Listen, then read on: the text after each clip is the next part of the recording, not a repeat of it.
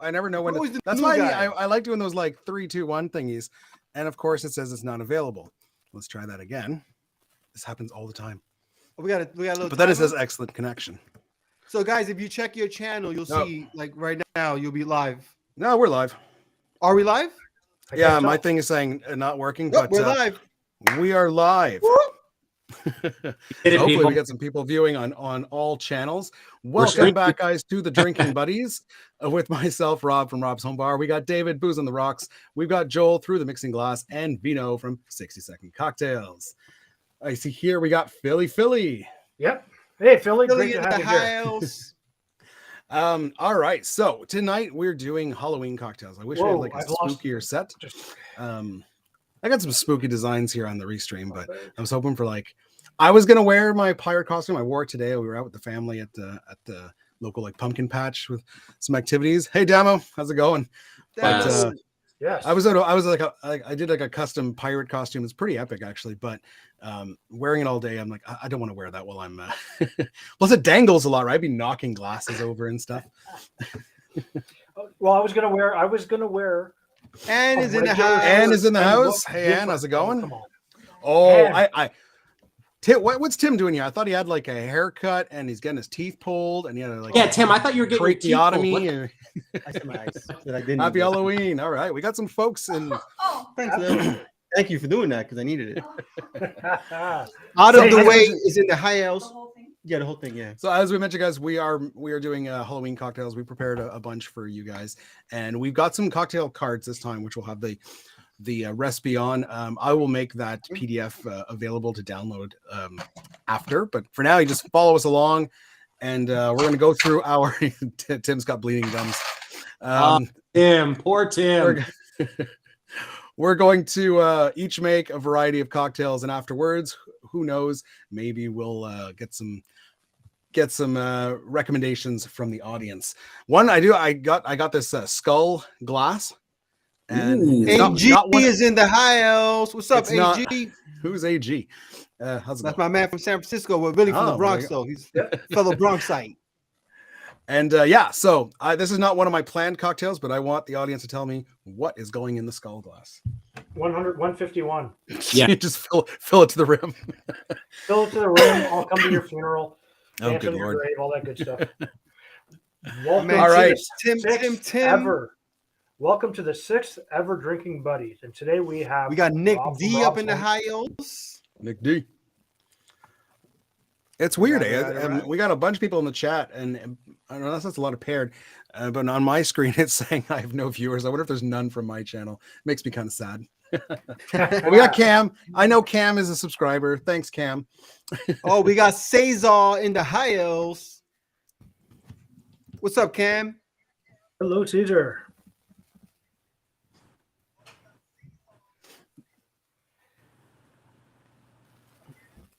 So let's actually do our introduction. So for everybody that's here. Yeah, we should definitely do that. Didn't we do that though? No, you didn't. Vino kept talking over everybody. So thanks, Dave. You're welcome, Vino. This is our 6th ever Drinking Buddies live stream with myself, David Edwards, Rob from Rob's Home Bar, Vino from 60 Second Cocktails, and I got it right this time, Vino. And today we have Joel from Through the Mixing Glass as our special invitee guest. Joel, thank you for coming. Everybody else? Yeah. Thank you. Thank you so much for having me. I've been a fan of all your channels for a while now, so it's an honor to be on the Drinking Buddies with you guys. Yeah, and guys, if you're following us for a while, make sure you go over to Joel's channel Through the Mixing Glass. Give him a subscribe. We're happy to have him here.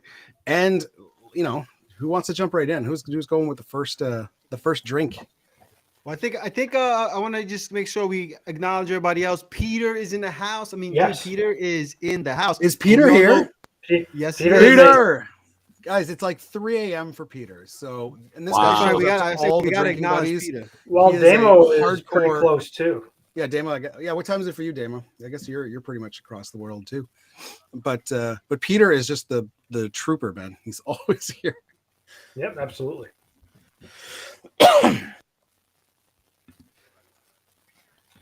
Cam and Teresa are here as well. No. What's that?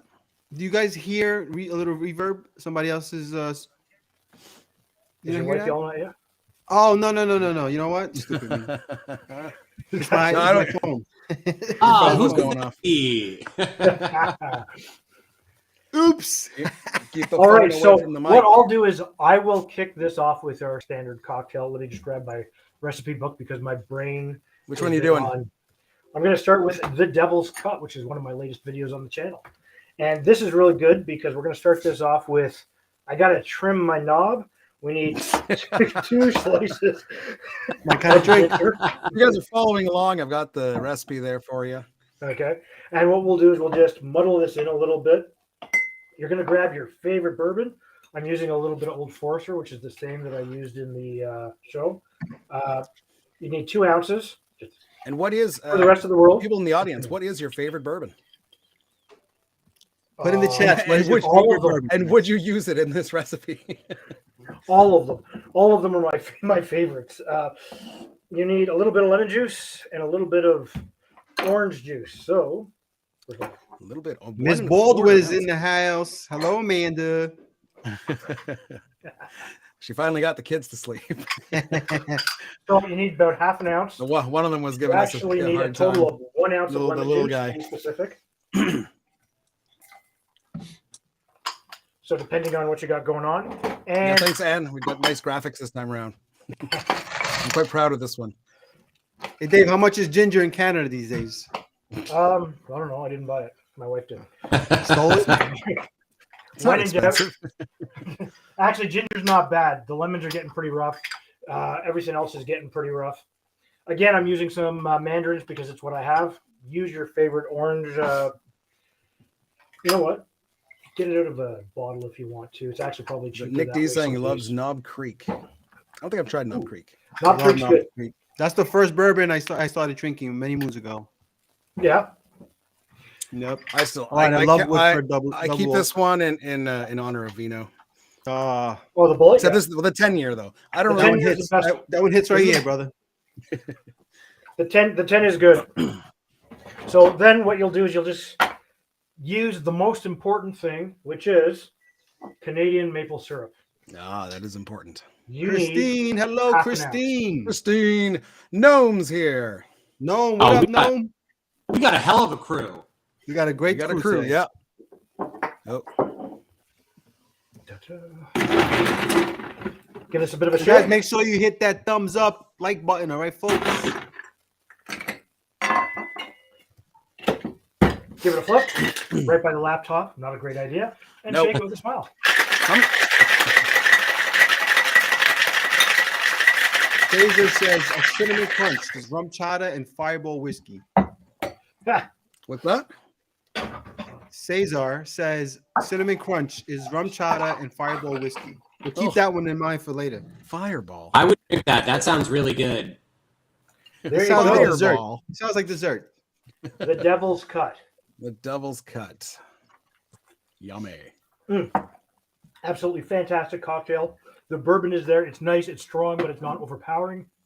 The orange juice and the maple syrup give you a ton of flavor, and they lift that lemon juice. It's kind of like a bit of a citrusy sour, except you get some really good earthy notes from the maple syrup that work really good with the spice, and the ginger just gives you that extra little hint. It works perfectly with this bourbon.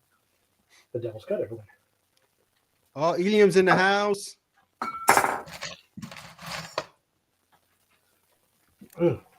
Good crew. Love it. I think we gotta get the new guy to make his drink now. Let's go. Come on, Joel. Joel, the Avengers is here. Let's do it. Initiate the new guy. I'm gonna go with.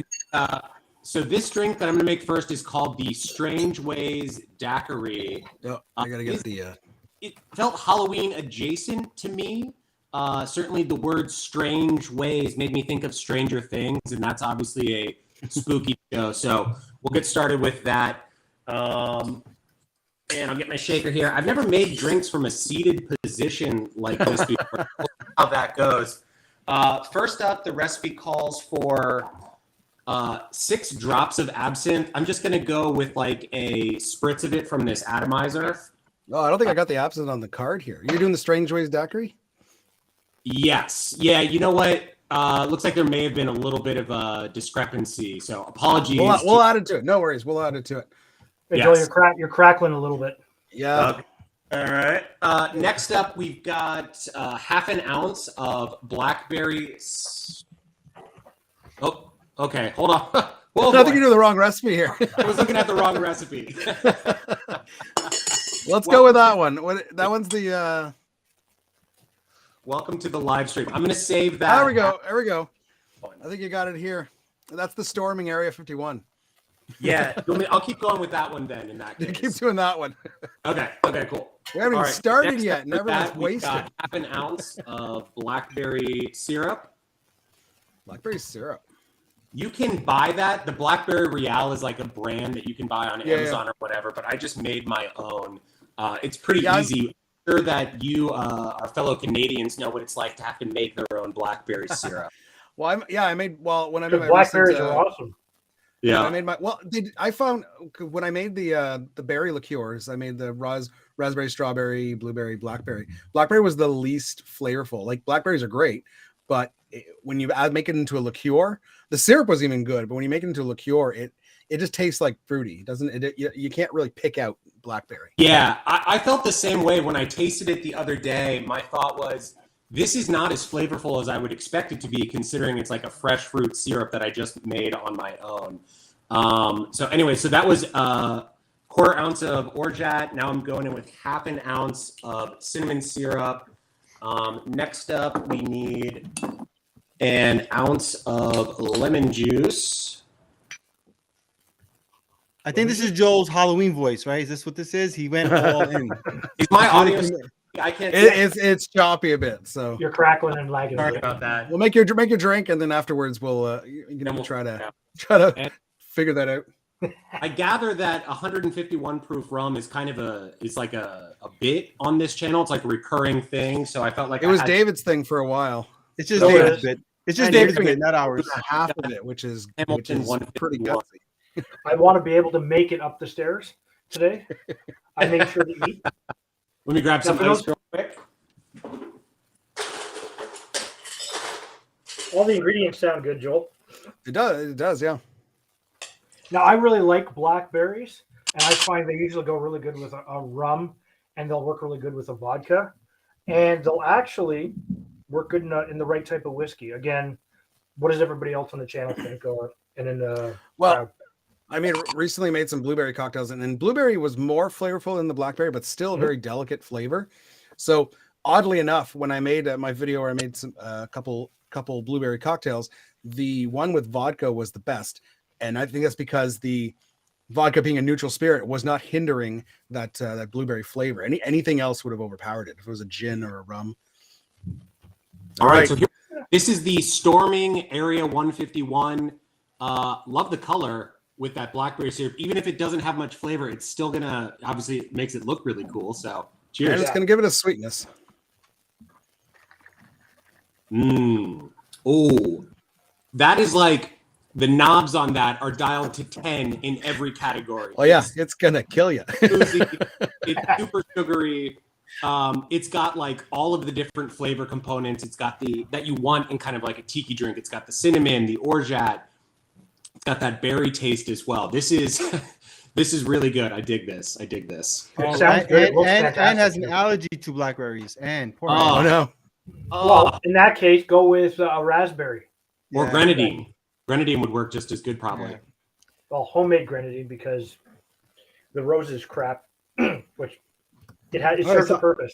Speaking of Anne, I'm gonna do my cocktail, and this cocktail, it was actually, I got this one from Anne's live stream that she did last week, but I riffed on it a little bit. So, and it was actually made by David from Cocktail Fridays. He made a riff on the Blood and Sand. He called it the Blood and Sea. Yeah. And I'm not a huge fan of the Blood and Sand. I think it's an only okay cocktail, even though it's super popular. But it uses, the version he made uses Smith & Cross. So I'm like, all right, I got to give it a shot. Smith & Cross, best rum. There you go. Now, he used orange juice and apparently the Yeah. cocktail, yeah, baby. Represent. Let's get a sponsorship going. Drinking Buddies, sponsored to you by, brought to you by. So anyway, so look, he used orange juice in it, and I think it was still only okay. I think orange juice is the problem. So I'm gonna switch it up and use pineapple juice because pineapple juice and rum they work so good together. So we're gonna go 3/4 an ounce of Smith and Cross. So you still have orange juice here on the card, but you're using pineapple juice, right? That was audible. What I've done in the past with a blood and sand riff is, even though it kind of kills the whole equal parts thing, but is split the orange juice with orange juice and lemon juice, and that gives you a bit more acidity, and I find it makes a more balanced drink. Well, we'll see how this works out. 3/4 an ounce of cherry hearing. Ooh, and you know I'm a big sucker for pineapple juice. So I feel like an ounce of pineapple you're juice. Also a fan of the cherry hearing too. I remember you saying that. Oh yeah, I love cherry hearing. That's why I thought I would love the blood and sand. I just it's only okay. It's an only okay cocktail. I really don't understand why it's so popular. It depends on the scotch that you use. It really does. A lot of people will use Monkey Shoulders, your standard blended mixing scotch. However, you could use something that's a little softer, and you'll actually change the flavor slightly. But again, it's everybody's personal preference. Okay, so that was 3/4 an ounce of sweet vermouth. Sweet vermouth. Hello from Chicago, Caesar. Hello, Caesar. Oh, that smell of Smith and Cross. Smith and Cross is so good. Pretty. Yeah. And I missed your live. I'm gonna have to go check it out. I was planning to watch it, and then that night the kids were just crazy, and I fell asleep at like 8 o'clock. All right, let's see what we got, folks. Little blood and sea. Blood and sea. I want to be able to see his drink there, Rob. Yeah. Use your imagination, Dave. It'll be red and it'll be wavy and splashy when you pour it in. Yeah. All right, here we go. Blood and sea. And this is for you, Ann and David. I know you're not on the stream, but cheers to you guys. Cheers, Awesome. fellas. It's a good looking drink. It looks nice and red. I think the pineapple definitely helps it, but there is something about this cocktail just doesn't pop. I think it's the acidity. A little bit of lime. Go lemon. You might need some lime juice. It does. It needs that. I agree. It needs some acidity. That's why I do equal parts of everything, but the orange portion I do half orange, half lemon. So I bump it up to instead of 3/4 ounce of everything, I do 1 ounce of everything, and then the orange I'll do half ounce orange, half ounce lemon. So we can do the split. Yeah. Yeah. So look, it's not a bad cocktail. Trying to split 3/4. It's fine. It's 6.5, 7 out of 10 maybe. I mean, it could be better. Blood and Sand is one of the first different cocktails that I ever made myself. Like, what I mean by different is like not the mainstream cocktails, like an old fashioned Manhattan. It's the first one I kind of ventured off, and I've always really liked it. I get what you mean that it's not super balanced. But it's I've always enjoyed it. It seems like it's one of those cocktails, no margin for error. Like, you have to use fresh juice. You have to use the best possible ingredients for it, because it's so finicky that if you get something a little bit wrong, it's just not going to work. But I find, even I think the original reason it's called Blood and Sand is I think they were using, I could be wrong on this, but I think they were using blood oranges, and I find blood oranges are too sweet for it. They're even less acidic than the regular oranges. Is that right? I think it was the Desin, right? And where did he say it was created? I think the Desin or whatever it is in California. Tim, blood oranges, they're usually in season January, February. So look in your grocery stores this coming January, you might find them. Through April. Because I remember the 2020 when I started the channel in 2020. I was doing a blood and sand around Halloween, and I wanted blood oranges, nowhere to be found. Were you able to find the sand at least? Had to go to the beach. It's cold here. But what are you talking about? Hey, PJ's in the house. PJ. Yeah, he was just in Canada. Look at that. What up, PJ? Flying from Canada. We're in Canada, as a matter of fact. I think the plane is lost. Where in Canada? Where were you? Roberto? He was in Toronto, actually. In Toronto. That's Tirana. what it was? Yeah, I believe so. Hey, guys. Roberto. I'm having some right. issues, so bear with me. So let me get my card going. So I'm going to do a riff that I came up with last year. And it's basically, well, I just passed it here on the cards. Oh, is it not there? Why is it not there? Con. Because you didn't put it in, you were thinking about everybody else. I was thinking of everyone else. No, maybe just not in order. Oh my God, it's not there. Ghost Story. 1 ounce of bourbon. Okay, so it's the dark and bloody. So it's a riff off of the dark and stormy. So we're basically going to build it. We're going to use rum, but I'm going to use a mix of Smith and Cross, of course, and spiced rum to give it a bit of spice. We're going to do a little bit of cinnamon syrup, and then instead of ginger beer, we're going to use strawberry soda. That gives it that bloody look. Oh, nice. That sounds good. Building is directly in a Collins glass. So let me just fill that with some ice. Yeah, real quickly, guys. Hey, AG, for that Ghost Story recipe, AG, did you mean a quarter ounce of Nonio? Just verify that. That actually looks like a pretty good cocktail. Yep. I missed that. Yeah, AG, just verify that it's a quarter ounce of Nonio. No, that sounds like Nocino, the walnut liqueur. Yeah, there's Nonino is an Amaro, but then there's Nocino. No, I know what that is. I I don't have Nocino. I just wanted to make sure. All right. Okay. I wonder if I could just use amaretto instead. I mean, just to get the nutty flavor. Yeah, I'm sure Could, it's all but that different. no, but It's gonna taste different. I know. Oh wait, It'll be it's different. hazelnut. Is Nocino hazelnut? You said? No, it's walnut. It's walnut. Walnut. Okay. You could do It's a a Frangelico, which is. I have which is Frangelico. hazelnut. I might just try that. That sounds really Yeah, but that's good. cream though. I don't think Nocino No, it's is not. cream. No, Is it No, cream? no, Frangelico's not cream. It's not No, cream. it's not. No. Nope. Oh, I It's a always nice- get that confused with that Amarula thing. That's Amarula and Yeah. rum chata and Bailey's. I don't like those. Okay, so we got a glass full of ice. We're going to do an ounce of good old Smith and Cross. Smith and Cross, everybody. Let's get that sponsorship. Hold up your Brought bottle. to you by. Yo, guys, what if the Smith and Cross company said we want to sponsor all four of you, but you have That'd to be split it fantastic. 4 ways? Would you guys be down? I'd be down. Hell yeah. Yeah. They It's I better was than gonna nothing, I want right? to split a bottle 4 ways. I'll split the money 4 ways. Yeah, they can send us a case and we'll split the case 4 ways. That we could do. Yes. Dave, have you used it yet? Have you cracked it open yet? You see, I still have this bottle here that needs to be opened.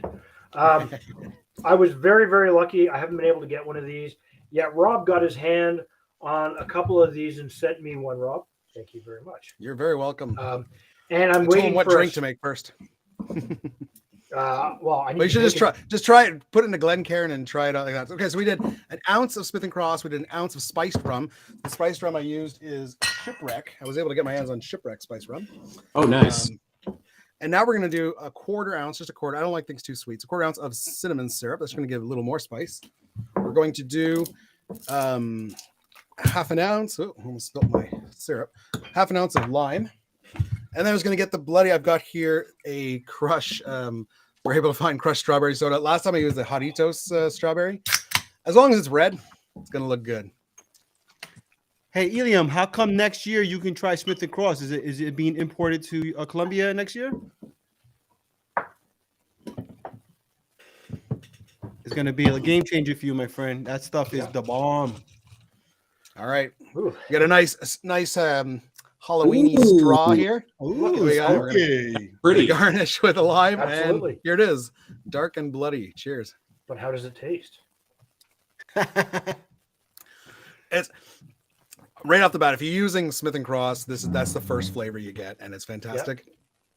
After that, you get all the spices from the spice rum and the cinnamon, and then it's just the refreshing strawberry. I mean, I do like dark and stormies for the spicy ginger beer. So that, I wish I had like a strawberry ginger soda. That'd be pretty fantastic. But either way, this is a great one.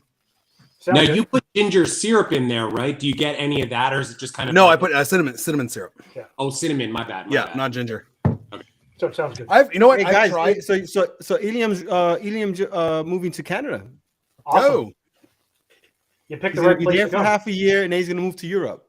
Wow. Nice. Well, the only place you can get Smith and Cross in Canada seems to be Alberta. Luckily, they can ship it. So,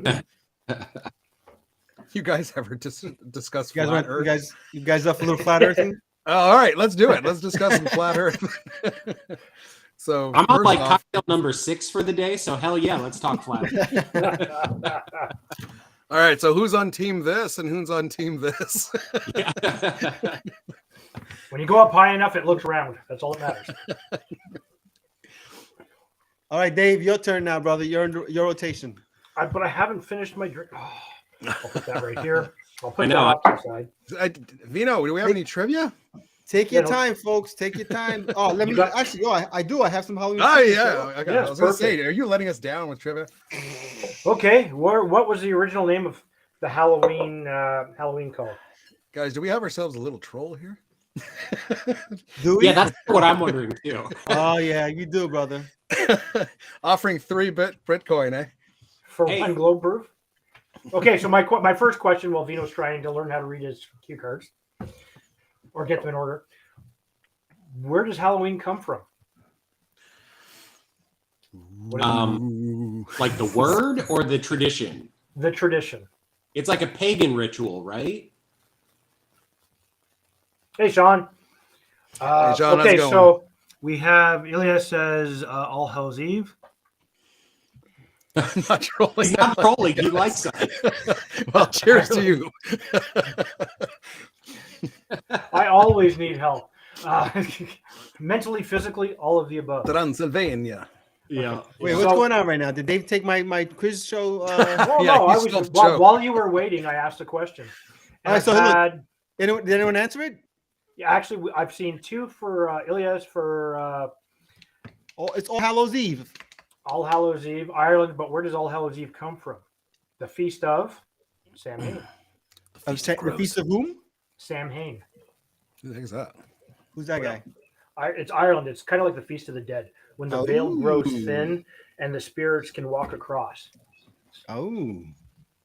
In fact, they used to peel potatoes and turnips as jack-o'-lanterns before pumpkins. Oh. If anyone gets this answer, to be awesome. Ready? So the mask that Michael Myers wears in Halloween. What is that an actual mask of? You guys, you can't answer it, Joel. That's the rules. I asked my daughter. She'll tell you. All right, guys. The mask that Michael Myers wears in Halloween. What is that an actual mask of? Of course, we're not talking Wayne from Wayne's World. Oh, Reed K. What? Yeah, my man wasn't playing. It's not a hockey man. That's Jason. Wrong. No. Reed K. got it. Yeah, it is in fact a mask of William Shatner, and apparently the story goes that they made that mask for I think it was for Star Trek. It was a stunt they were going to do, which obviously William Shatner couldn't do. So they made a mask of his face that a stuntman could wear while performing the stunt. But then they never used. They never ended up using it. The scene got changed, so the mask got put into storage. And then when they were making the Halloween movie years later, they were looking for a random mask for their villain. And in the same studio, the guy went into the prop room in the back, and he found this mask, and he's like, okay. It's just they kind of painted it white, and here you go. Cut out the eyes, and that's it. William and it cost them $2. Yeah, they paid $2 for that mask. All right, ready? What famous magician died on Halloween? Houdini. I'm sorry, Joel. Did I not tell you already? Can I ask questions? Hi, Eric. I'm not supposed to answer these? No. Joel doesn't know the rules yet. Did he die on Halloween? Was it on Halloween? Yeah, he died on Halloween. What are the odds, eh? I guess he couldn't escape death, could he? I didn't know hosts weren't supposed to. Ching. Houdoni. Tim gets it. Yep. Tim gets it. Right. PJ got it as well. What is the most commercially successful horror movie of all time? Oh, I think I knew that. Oh, I have an idea, but I'm not going to say it because I'm not supposed to. Put it in the private chat, Joel. Put it in the private chat. Put it in the private chat. All right. I definitely want to know what everybody thinks about that one. What movie is the most successful horror film of all time? Nope. Really? Nope. You put it in the regular chat again. Yeah, you put it in the regular chat, Joel. Thank you, sir. Well, one person was says wrong. Halloween. It was wrong, Ichabod says thankfully. Halloween. I was Another just one surprised says at Freddy Halloween. Krueger. Nightmare on Elm Street. It's not what you guys think. It's actually surprised me. Is it Ernest Scared Stupid? I love that movie. That's my favorite Halloween movie. I do love Ernest, though. Ernest is the best. All right, guys, you ready for the answer? The answer is It. The new one or the old one? The newest one? It. The newest one. The newest one, really? Wow, good for them. Yeah, obviously the first one. I think it the makes second one sense did not. when you think about it, right? With inflation, it's always tricky with that with movie box offices. But the first one, right? Yeah. Not part two, because I don't think part two. No, not part performed as two. well. No, the part two was horrible. It was like a sci-fi film. It wasn't even a horror. Yeah, film. it was weird. All right, here's the last one, guys. Ready before Dave makes his Nightmare Before cocktail. Christmas. Thank you very much. Who sang the original version of Monster Mash? Oh, It's the mash. Who sang I have it the on my Monster phone. Mash? Okay, let's get everybody Rob wants to ask demonetized immediately. Yeah, let's not get Monster Mash. demonetized, guys. My It was voice a ain't that graveyard good, guys. smash. It was a graveyard smash. Was it? Oh, Come on, guys. Who sang the original version of the Monster Mash? And it wasn't Tim. Arachnophobia, Carrie. There's some good choices coming through. Have you here. guys Those are all- Aretha Franklin? Dave, I think Tim, you're off by a little bit. Aretha Franklin, nice. Why not?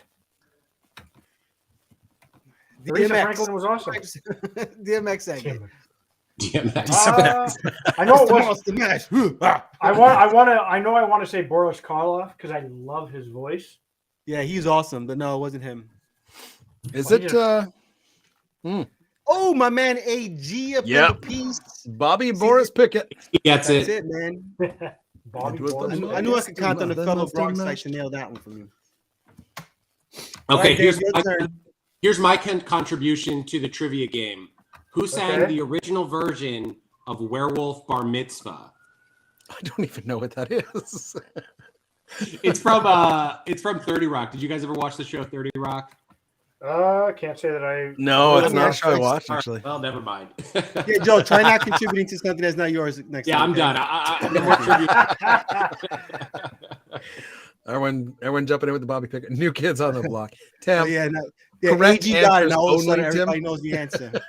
I think the pain meds are still messing with Tim because he had his teeth removed. He's got bleeding. Oh. Adam Sandler would be a good answer though, because he would do something. He would sing that. Well, why wouldn't he? Right. He's awesome. All right, Oh. Dave, your turn, Dave. All right. My laptop's going nuts. So if you guys see me fiddling, it's the laptop's having a problem. It's spasming, but that's What are you okay. making now? Today I'm gonna do a throwback to last year and make a jack-o'-lantern. The jack-o'-lantern. Now, this is a cognac-based cocktail. So I'm going to use a little bit of not that. I'm going to Not use that. A little bit of not that. I'm going to use a little bit of Muertito cognac. And I'm going to use 1.5 ounces while I knock everything over, just like Did you say moo cow cognac? Yes, Muertito. It's actually quite good. It's got. Is that the guys that you buy, the Canadian company? I don't know, but I love Show me the bottle. I want to see that bottle. The bottle is awesome. Is it literally called moo cow? Yeah, Meukow. It's a VS Okay, so not cognac. MOOCOW. Not like a cow. Like moo moo cow. You also need an orange liqueur. So at which point I'm going to use a little bit of Pierre Ferrand. You need That a is the best half an ounce. stuff. Well, Grand Depending- Marnier is the best stuff, but Well, depending on Ferrand's what you're pretty using good. it for, right? You like Grand Marnier better than Pierre Ferrand? I do. Yeah, it depends. It depends on what you're using it for, right? Okay. It is a lot more expensive, so I try not to use it in all the cocktails. But like when I make a margarita, the best margarita is a good reposado tequila, Grand Marnier lime juice. Don't even need a I'm with- sweetener. That's I'm with all Rob. you need. Grand That's Marnier not- is unbelievable. I drink it by That's itself. Cadillac. Yes. Okay, Out of so the way, gets it. Milk cognac. all right, so you also need 1 ounce of orange juice. An ounce is 30 mils. For those of you everywhere else in the world. Yeah, I don't know why, but here in Canada, we're metric all the way. But for some reason, with cocktails, I stick to ounces. I don't like milliliters. Just screw me over. Well, I had somebody literally tell me recently, because when I always describe my cocktails, and I'll say, a quarter of an ounce is 15 mils. Sorry, half an ounce is 15 mils, but a quarter of an ounce is 7.5 mils. So somebody said, why are you giving me the exact half mils? It's not like you can actually measure that. You can't. And truthfully, you can't. I just like to be accurate, or as accurate as I can, because I make mistakes in everything else I do. So cocktails. AG has a bad joke. He wants to tell you. AG, hit us with the bad joke, AG. Hit us with the bad joke. David looked in the mirror. Guys, once again, make sure you hit that thumbs up. And if you're not following somebody here, subscribe to them. All 4 channels, guys. You got to follow them. Yeah, support everybody, especially my man Joe. Get him to 1,000. Did you hear about the skeleton that went into a bar? He asked for a drink and a mop. That's a good one. That's a good one. This is a lot of dad jokes tonight, guys. I'm going to tell my niece and nephew that, and they're going to hate it. You know what it takes to be an organ donor? Organs? A lot of guts. And then you're going to top this up with ginger ale. I'm using a little Fever Tree. Fever Tree? Which one? It's like 1,000 Fever Tree ginger ale. This is just the only one. Is Fever Tree ginger ale. Okay. Or in French, soda au gingembre. Oh. Give it a little bit of a stir. Now, normally, what you would do, or I would do, if I was going to garnish this, is put an orange wheel on top with a little poked in green piece of any type of herb you want to give you that look of a jack-o'-lantern.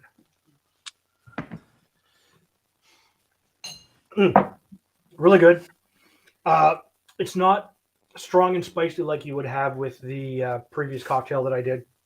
This is light. It's easy to drink. You get a little bit of ginger from the ginger ale. You get that effervescence.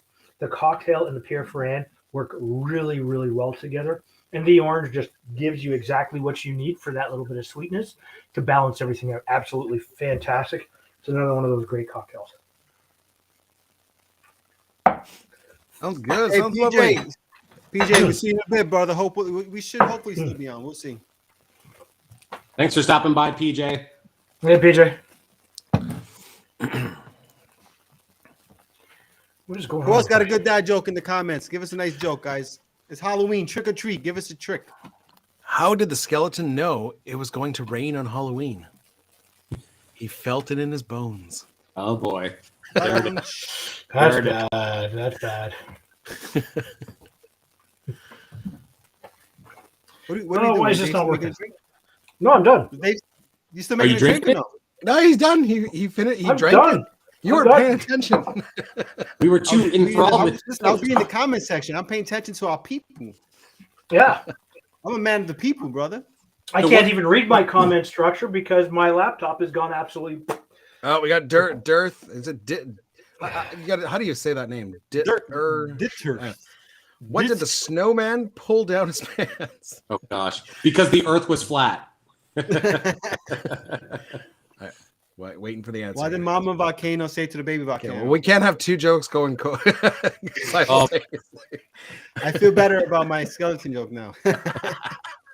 Yours was actually pretty good, AG. Yeah, I'm just waiting for the punchline here. He heard the snow blowing. But isn't that more of are there any kids watching this show? That's more of a Christmas dirty joke. Well, Dano's got it right. Love you. We got volcano said to baby volcano, I love you. Aww. David, what was the verdict on your drink there? Was that any good? It's actually really good. It's very easy to drink. It's not spicy. There's a little bit of deep inside the rabbit hole. But the cognac and the Pierre Ferrand, the orange curacao, work really well with the orange juice and a little bit of effervescence. Absolutely fantastic. Great, easy to drink. You could knock a bunch of these back and then fall over. Nice. Sounds good. Brought to you by Dave. Who gives Dracula the most candy on Halloween? His fan club. I don't even get a laugh out of that one. Not even a chuckle. Come on. You might want to get like a noise machine. I feel like you got the Wah, appropriate. wah, wah, wah. you got the appropriate response. Hey Joel, your turn, brother. What are you making? Let's awesome. do that one that I started to make. Will that actually stay Yeah. stay on? Actually, I'm trying to do stuff and I can't see. All right, I can now see my So I'm gonna do that. It was the daiquiri, the Strange Ways daiquiri. Yeah. Okay, where do I put this? Wherever you want. Just I mean, it's Ways. right. 'Cause I just finished that last one, so this is stick it on perfect. top of here. I can't This because it'll is shut the called screen the down. Stranger Things daiquiri. Yeah, the Stranger Things daiquiri. That would be a better one. Yeah, I can see now. Thank Before you. he starts this, I have to just say that I really want to try this drink myself because it has two of my favorite spirits. It's got an Isla Scotch and it's got a pot still rum, namely Smith and Cross. Okay, Caesar, out of the way. Yeah, this one seems like it would be right up your alley, Rob. Oh my god. So Like, that seriously. was dashes of Angostura, pre-measured about a bar spoon of allspice dram, pimento dram, whatever you want to call it. That stuff is money. Yeah, that is like the perfect ingredient for this time of year. Next up, Hey, Peter. we got 3/4 of an ounce of lime. The only thing I think here, and once you're finished, let me know your thoughts, but I feel like that's a little too much syrup. Yeah, I'm wondering about that too. I It seems definitely like think so. maybe whoever created it was trying to go for like an equal parts type thing. Yeah. Yep. They were trying to do, you know, with No, time, absolutely. too many cocktails try to do that whole, It does, find a word. No, it's not last word kind of, Yeah, but the structure. thing about the last word is it doesn't have a syrup. That's No, that's no, the thing it's that- hard to- exactly. So that's what makes it different. You Yeah, can't just it's assume hard to works. do an equal parts cocktail when one of them is a pure Absolutely. syrup because that's going to be way too sweet. A No, liqueur absolutely. is more balanced because it's alcohol and sugar. See, I would be concerned about that too, but except we are putting in just straight lime juice that would theoretically balance out the syrup, So it could still work out. We'll see. It could still work. We'll see how it works. Hmm. And you also have an ounce of almost 2 ounces of spirit. And I think there. the allspice dram is gonna. It might not balance Well- out the sweetness, but it's gonna have some bold. The flavor. it's going to give it some bold flavors. But You're you're gonna get getting the bitters. The you're getting bitters. some bold flavor from your Lafroig and your Smith and Cross. Yeah, Yeah. exactly. This is gonna be a bold, big cocktail. I can't wait to hear about it. Yeah. The only thing I So- don't have is cinnamon syrup, man. I would love to try. So this. what he's going to be doing is you're going to be eating the earth out of the sugarcane field. Is what There we you'll go. be tasting. Sponsor us, sponsor us, sponsor us. One of us. If one of the 3 people watching this stream works for Smith and Cross, let us know.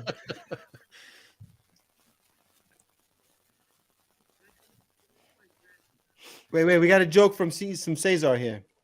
Yeah. What is it? What did the vampire say to the teacher? Sid.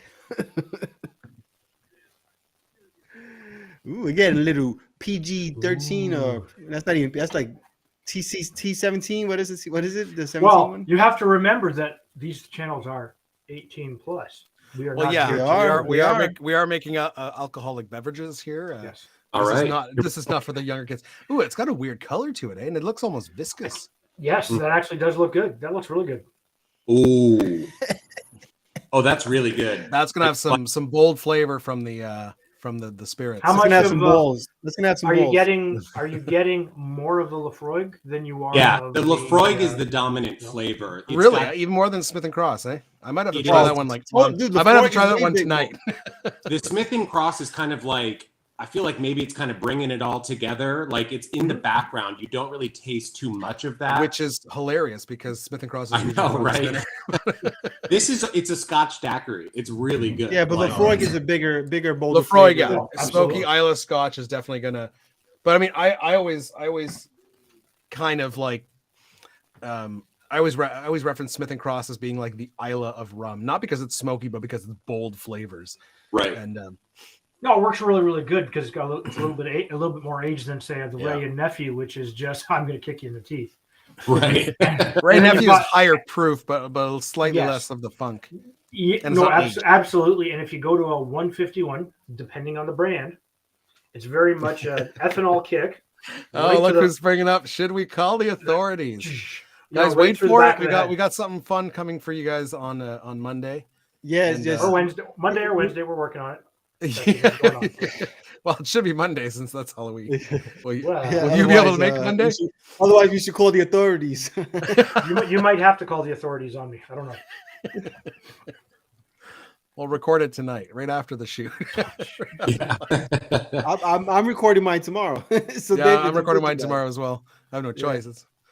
So 2 thumbs up on the Stranger Things daiquiri. 2 thumbs up. I'm gonna totally making one of those. Like, so Yeah. if not on the stream tonight, then next week for sure. That sounds sound fantastic. really good. Yeah. So Vito, you doing yours or am I doing it? I'll make mine. So mine is All right. called the in Cold Blood, and I made this last year as a short. And whoever likes Manhattans and Amaro, you're gonna love this one. It's equal parts. Yeah. Did you base I like this? the cocktail a lot. Hey, Vino, did you What's base up? this on Truman Capote's In Cold Blood?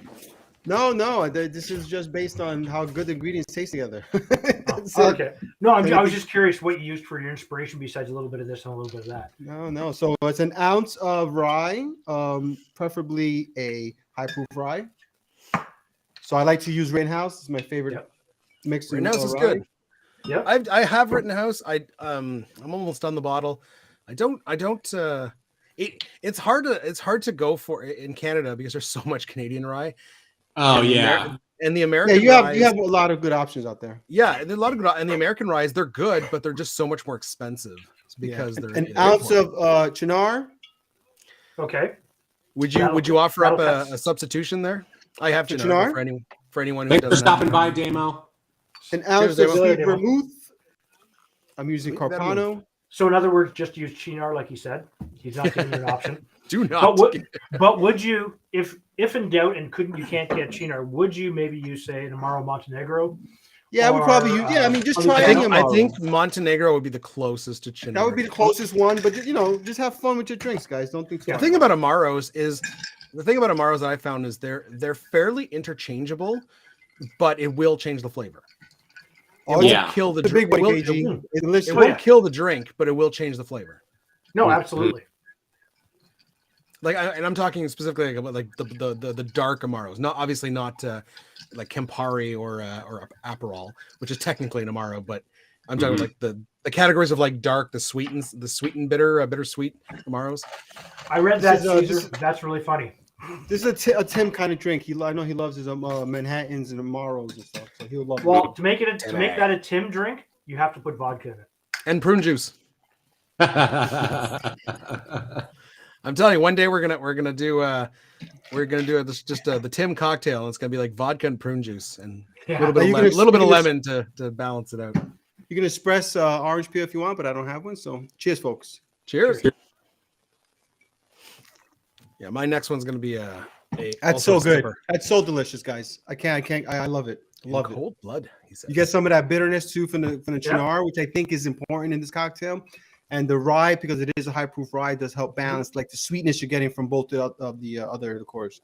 Really good stuff. That does actually sound really good. A little bit earthy, a little bit spicy. Yeah, really good. Love it. Hey, Rob and David, would you say that rye whiskey is like one of the spirits up in Canada where you have maybe a better selection than we would here in the States? It's hard to say. It's hard to say. They have more of a selection. I mean, it's pretty much the only thing they make. I mean, Canadian rye seems to be synonymous with rye. Like the majority, I would say, of the commercially available Canadian whiskeys are to a certain percentage mainly rye. However, there are a lot of, especially in small craft distilleries, there's a lot of Canadian distillers making some fantastic whiskey. I have a corn whiskey here, which is basically like a Canadian bourbon. Obviously, they can't call it bourbon, but it's a corn. Yeah, you can. Right up near where Rob lives, it's a little distillery called North of Seven. Yeah, well, actually, the one I have is from. If it was a bourbon, if I was in Kentucky, that would be bourbon, no problem. And no, the one I have is actually it's called Last Straw, and they're in Vaughan, Ontario. They're still in Ontario. They're a little I have a cask strength corn whiskey, and it is absolutely fantastic. There's also some Canadian single malts, so they're making basically Scotch. Yeah. Okay. So there's a variety, but those are mainly being done by the craft distillers, whereas the main when you go to a liquor store, the main thing you're going to get if you're looking at Canadian whiskey is going to be rye. There's a lot of rye whiskey that's Yeah. really good. It's predominantly a sweeter whiskey with a little bit of spice, but again, it's easier to grow rye up here than it is a lot of other. That's probably the reason. No, but that's it, right? Hey, Cesar, if you like last word riffs, try a Última Palabra. That is a dope ass mezcal riff. What was the one with the mezcal? There was one that I did. I don't know, you did or I did. Someone did recently. There was the Última Palabra. That one, the ultimate. It's the last word in Spanish, basically. Yeah, I did one that was mezcal, but it wasn't that name. I've done a couple recently. I just did a Mexican mezcal. Now Mexican zombie, actually, is what it was called. Yeah, Mexican zombie. It was Friday's video. What was this one called? There was one I made. It was mezcal. It was a last word riff, but it was not called. Yeah, there's another one that I made, but I don't. There's a few. Yeah. There's definitely a few. And if you really want to enjoy your mezcal, sip it neat, right? Just sip little. It is good. Oh yeah. But let me see if my favorite way recently. I'm a huge fan of Moscow mules, but not. Yeah. I like mules, but not with vodka. I like it with literally anything else. Naked and Famous. Is that what you guys are thinking? No, it's not the Naked and Famous. No. Honestly, I cannot remember what it was called. But yeah, making a mezcal mule is so good. The light smoke, the agave, it just works. I can see that working really well with the ginger. Oh, it's so. I go through phases. Sometimes I like a smoky Isla mule. Sometimes I like a Kentucky mule with bourbon. I go back. I love every mule, but lately, like past summer, I've gone through bottles of mezcal just making mules. They're so good. You could go for something like a little mezcalita, which is a bit of orange, a little bit of tequila, a little bit of mezcal. Works really, really well. I mean, orange liqueur specifically really works well together. You get a little bit of a citrus in there, usually lime. Very, very similar to a margarita, the way it's put together. But you get that smoke, you get a little bit of orange that pulls through, get the lime working through it. Works really, really good. And you don't even have to salt it. Again. Are you talking about the King's Ransom, Rob? I don't know. Now I'm looking through my. There was one. That was one. I mean, I just put a link in the chat to the mezcal. It wasn't called King's Ransom. It was a saying kind of like last word. It was some sort of like, but I don't. There's one that's really good. That's basically a penicillin riff, except it swaps the blended scotch for tequila, and then it swaps the smoky scotch that you do as the float on top with mezcal. That's a really good one too. I think the closing argument or something. Oh yes, that was the one I did. It's mezcal, green chartreuse, luxardo, and lime juice. Really, really good. Very good. Yeah, that's the one I did 2 weeks ago. Did you do that too? Hey Rob, did you ever do? I mean, it's not mezcal, but it's our. Brought to you by Smith and Cross. Have you ever had a wordsmith? No, I remember. That is I totally forgot. Good. Okay, dude. So Caesar just asked a quick question. If you're interested in following every single person on here, go specifically to their YouTube channel. Yeah, you got to go to our channels. We've got Rob. Absolutely. I'm Rob's Home Bar. We've got If you look at our next to our names, that's the channel. So yes, I'm from Rob's Home Bar. Vino is 60-second cocktails. Joel is Through the Mixing Glass. So if you go maybe over Rob, to those maybe channels, you can put our links, whatever, to our channels in the I chat. can do that. Absolutely. And that way you can take a look at everything everybody has done. You can subscribe. Make sure you hit that all notifications. That way, every time we put up notifications, you'll get that excellent and new content coming up. Right? And make sure you give everybody a thumbs up because all of that stuff helps. And watch the videos all the way to the end and give us some really good feedback. Things that you would change, things that you really like. Because that's important. We actually really enjoy interacting with you, the viewer. Right? And follow Anne. Anne, the home bartender with Anne. She's also one of she was in our live stream back in the summer. We did some tiki drinks, and Anne's all about the tiki drinks. So definitely, there's a whole community of YouTube bartenders, and everyone brings their own kind of style to it, and we love to collaborate as well. There's no bad blood, there's no competition. Everyone's just having a good time. Yeah. Iliam with a little bit of marketing for us. Thank you, Iliam. He said, this dream wouldn't be the same without the unique taste and special character from Smith & Cross Pasta and Rum. I like it. Yes. I like it. Smith and Cross, brought to you by. We would love to bring it to you. All right. I pray they sponsor us one day. That'll be amazing. Helium, you That would work be amazing. because that was really good. That was really good. Well, he does social media for Kevin Cost. Oh, Does he? Oh, Yeah, really? yeah. Oh, I didn't know that. Hey, could you use social media for me too? Because like I'm terrible at mine. Just look at Oh, my you're not terrible. Instagram. You know what you're doing. Well, no. All right. My Instagram. Okay, so I'm gonna go with my next one. So I'm doing the witch hunt. So this is one that I actually, if you follow me last year, I'll have to put a link. But last year I did a Halloween episode where I was making a cocktail while simultaneously being attacked by the Blair Witch or some other, and it was a fun production. But anyway, so this is called the Witch Hunt. It's a sipping cocktail. It's a stirred drink, so we're gonna build it directly in a rocks glass. Let me put up the card. Okay, so this one uses Liqueur Strega. I'll put that up nice. too. So it's an Italian herbal liqueur. It's virtually interchangeable with yellow chartreuse, which I also happen to have here. There are some differences though. It's slightly different, but I mean, you in a cocktail, I really doubt you would see a difference. Like, how noticeable is it? I've never tasted them side by side, but I have, and they're virtually the same. It's They're very close. I couldn't tell you without doing the taste test right now. It's really there are easy some to differences. get Strega, where Rob and I live, and it's very, very hard to get yellow chartreuse. Yeah, like, yellow chartreuse I had to go across borders to Quebec. The Strega I had to order it here. So Strega in I believe in Italian means witch. So that's why we're using it here for the witch hunt. Hey guys, in the comments, let us know what is your favorite herbal liqueur. Is it green chartreuse, yellow chartreuse, Strega? What's the other one? Rob, the one you love that you said was your favorite mixer. Yes, Benedictine surprisingly, Benedictine. If you do a taste test between yellow chartreuse, Strega, and Benedictine, they're very similar. Benedictine is probably the one that's the most out. It's more kind of spicy, sweet. Yeah, I like it better than yellow. But you know what? But the three of them are very close. That's why you're going to have the same flavors. Come on, Rob. Yeah.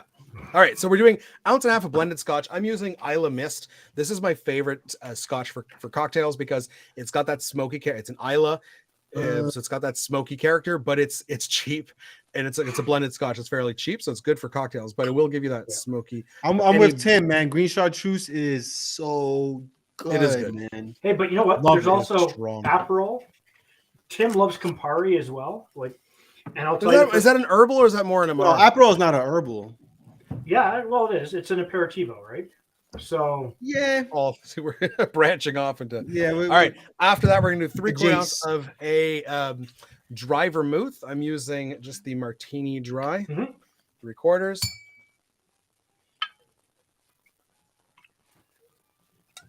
Do you like green chartreuse, Iliam? Do you think it's good? A broken shoe shiner. Oh, I never heard of it.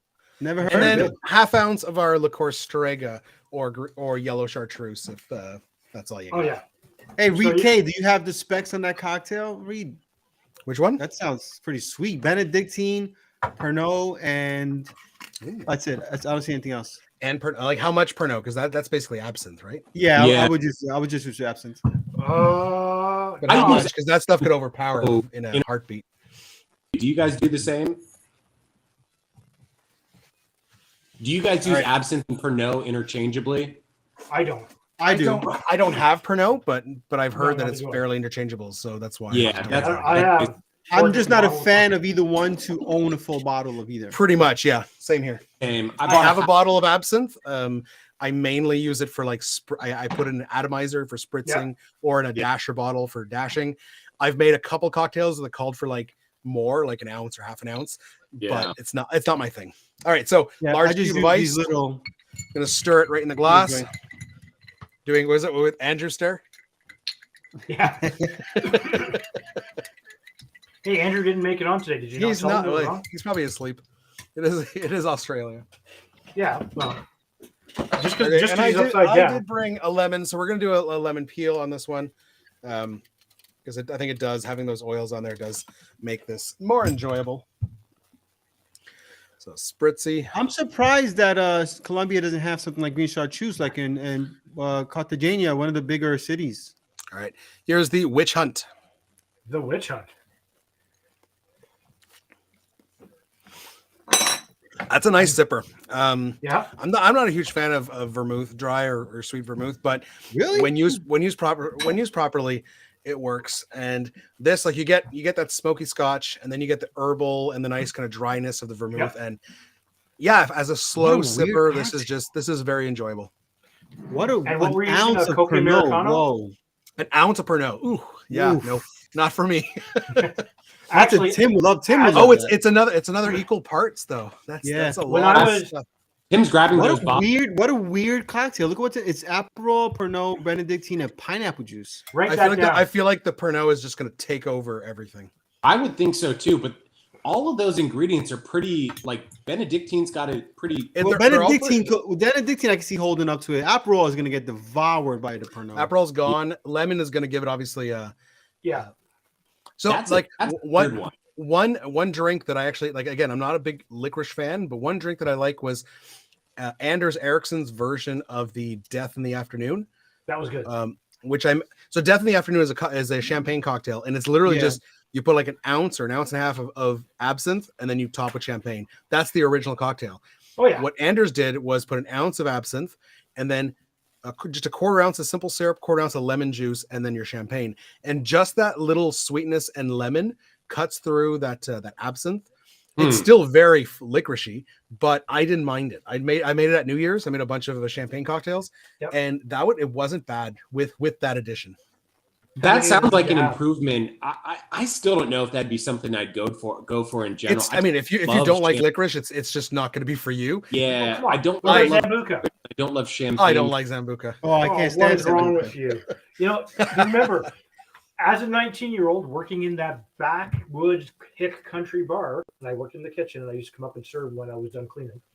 We used to serve flaming shots of Zambuca. Now I am saying Roast. back hick bar, right?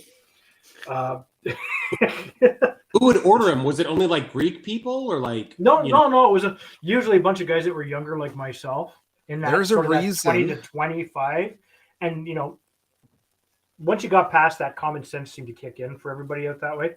But it was because they were young and dumb and stupid. Ooh, and the said, we Shirley, can the drink." Shirley Mason. I'm going to look that up. Shirley Mason apparently has a full 2 ounces of absinthe. Good Lord. Oh, Pass. Pass. I like absinthe. but Pass. not that much. Hard pass on that one. I'm going to Right. look Trivia time. Vino, what do you got for us? All ready, guys? What Yep. was the Munsters? What was the Munsters Munsters? address? Who the heck are the I can Munsters? tell you that I loved that show. I love the Munsters, man. I love Yeah. the Munsters. What the? I remember exactly where that. Oh, that. Oh show yeah, was bro. I fantastic. mean, Dave, if you watch 2 episodes, you can never forget that. Oh yeah. What a I great even show. watched. They brought the it back movie where he recently. Did you built watch his. the remake? Did you watch it? Not the remake, but I remember watching the movie where he actually raced his car. I remember that. Yeah. The Go-Go Mobile. Where it went from first, second to a Go-Go. Oh, I love it. I love it, man. I love that show. All right, guys. What was the address of where did the Munsters live? What was their address? I don't know. Hey, Livio's in the house. What's up, Livio? Livio, Hey, how you Livio. doing? Livio knows his stuff. Long live Zambuca. So Iliam says that Sambuca is like water in Colombia. So I grew up in Little Italy here in New York, and I gotta tell you, they love it, but I just never got into it, man. I was an amaretto guy. We drank a lot of amaretto. Was that There's a Zambuca reason or why. Ouzo? There's a reason why people discard the black jelly beans. Yes. Actually, I like them. That tells you how messed up I am. I like black jelly beans. Only psychopaths eat the black jelly beans. Yep. Livio's probably a big My secret- Sambuca guy. Livio's a big Italian guy. My secret's out. Do you guys know Mike and Ike's? Is that a thing that you guys are? Yeah, familiar we have those in Yep, Canada. we have them. Yeah. I'll pass on those too. No, thank you. So I don't think I've Robert. ever had them. Oh, you're missing. You don't know what you're missing. What? Hey, I- Livio, what do basically you a jelly think bean, about right? what do you think about Sambuca? Some of them are Livio? hot. Is there like? Oh no, those are hot tamales. Hot tamales. Yeah. There's All hot right, so look, no tamales. one knows the address. Okay. No. I don't even know what the Munsters are. What are the Munsters? Dave, tell us, Dave. You know it, Dave. Go for it. The address is 1313 Mockingbird Lane. Yes, my man, Dave. I am so clueless. I have no idea what's happening. Sneak in to watch TV on one of the few channels we could get, which was Channel 5. And it would play the Munsters. It would play Car 59, Where Are You? Which is the same actor who played Mr. Munster. That played Herman. Yeah, and I used to watch. Then after that, I used to watch Have Gun Will Travel. Oh my God! This was fantastic. This was when it was that time frame where this channel was looking for anything that they could put on. It was black and white. It was cheap. It was fantastic. And to a kid like me at that time, way back when, who had to turn the dial to actually get your channels very quietly in the middle of the night, I will admit. It was absolutely awesome. Is this with the rabbit ears? Oh yeah, there was an antenna actually on the side of the house that, but every once in a while it would still get kind of wonky. Don't move it! Don't move! No, it was the UHF channels, right? You have to. All right, guys, ready? Next question. What was the first horror movie to be nominated for an Academy Award? Ooh. And it actually received 10 nominations. Oh, I think I know which one it is. Did it win anything?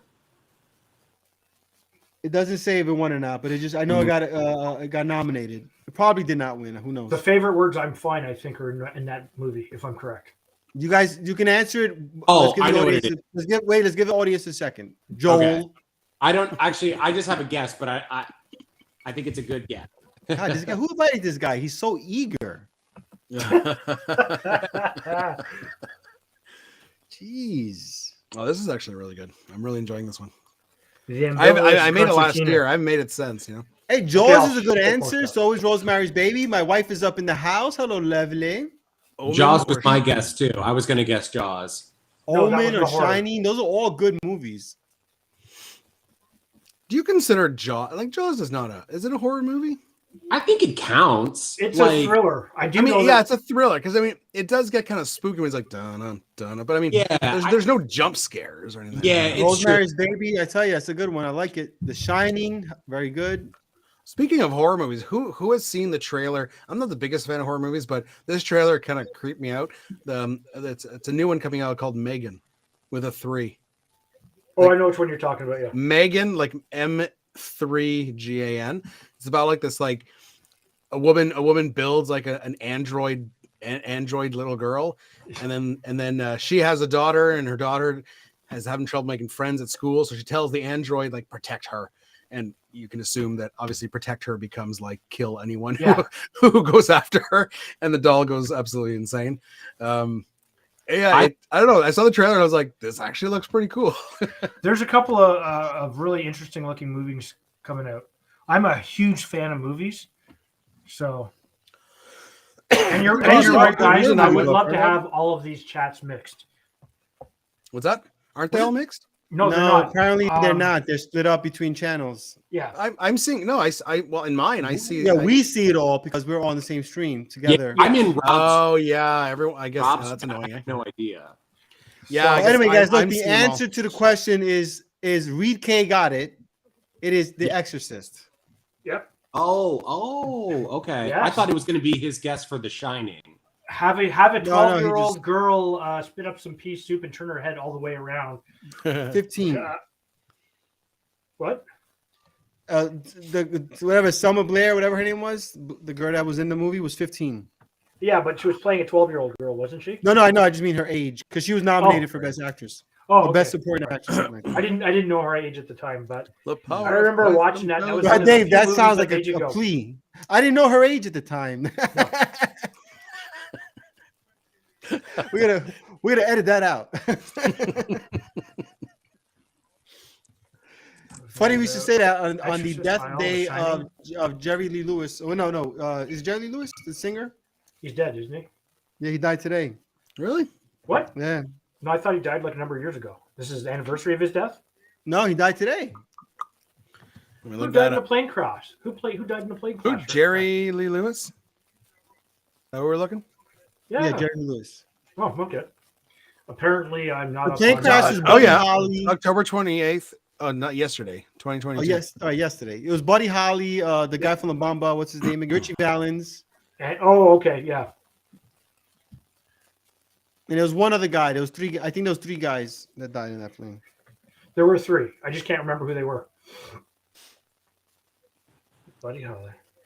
Yeah, he just died, right? Jerry Lee Yeah. Lewis. Are you serious right now, bro? Me?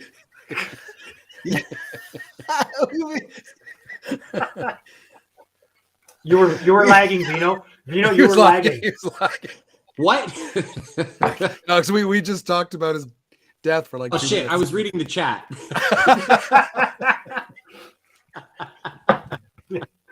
That's okay. That's okay.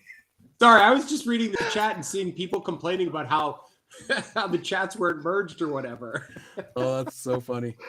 Okay, yeah, sorry, my bad. Well, just all watch it on my channel. Just head over to Vino's channel. I need my 4,000 hours. Guys. Oh yeah, Yeah, you know what? I'm not looking for hours anymore. I'm monetized, so head over to Vino's. I won't take offense. You guys watch it off his and Joel. Watch off their channels. Yeah, I'm not. I don't have 1,000, so don't bother watching it on mine. Yeah, I'm at 1,000. Yeah, so we get me need- to 4,000, then we'll Guys, focus everyone, on Joel. everyone in the stream, if you're not subscribed to Vino, you got to be, and you got to watch his stuff because we need to get him to this 4,000 hours Well, so same he with can be Joel. monetized. Well, it's not even so much. It's that the more so the more that people he watch can- Vino, the more people watch Joel. Of course, the more they'll be encouraged to make. and we can all fantastic videos. Exotic thing. bask in the pennies that we get from YouTube. Yeah, I know, right? So, look, guys, one more question. Yeah, what is the only holiday that surpasses Halloween in annual consumer sales? First of all, who knew Halloween was second? Yeah, It's gotta be the big guy, right? Gotta be Christmas. Big guy. Yeah, it's Big gotta guy, be the big guy. But who would think Halloween, right? Number two? Well, it's all that junk food and the Halloween parties, and it's fantastic. It's because great you time of know what happens is the average man will early Halloween will buy 3 boxes of candy for Halloween, but come mid-October he's eaten all the candy and has to buy 3-4 more boxes for Halloween. Yes. Mhm. And then come now October 29th he realizes, crap, I ate it all again. Well, you know what it is? additional. It's the boxes and boxes you buy to give out, and the boxes and boxes you buy for yourself. Of course. I don't know if they're You know doing this. what? Really quick, Livio, we got to get you on the Drinking Buddies, my friend. Yeah, absolutely. Right? Yes. We'd love to have you on it. We're gonna hit you up on the DM on Instagram and let's talk about Yeah, it. We'd love absolutely. to have you on. I'm already getting. Also, I thought this what was going to help, but I'm getting replaced live on. not tonight, Well, Joel. Not tonight. We're you're going to not- be shutting you're not off being Joel employed. and adding someone else in a minute. Thank you, Joel. Thank you, Livio. We do appreciate you being here, Joel. Thanks for showing up. All right, last question, guys. What was candy corn originally called? Ugh. Horrible What was candy nugget. corn originally called? Terrible treat. I don't know the answer to that.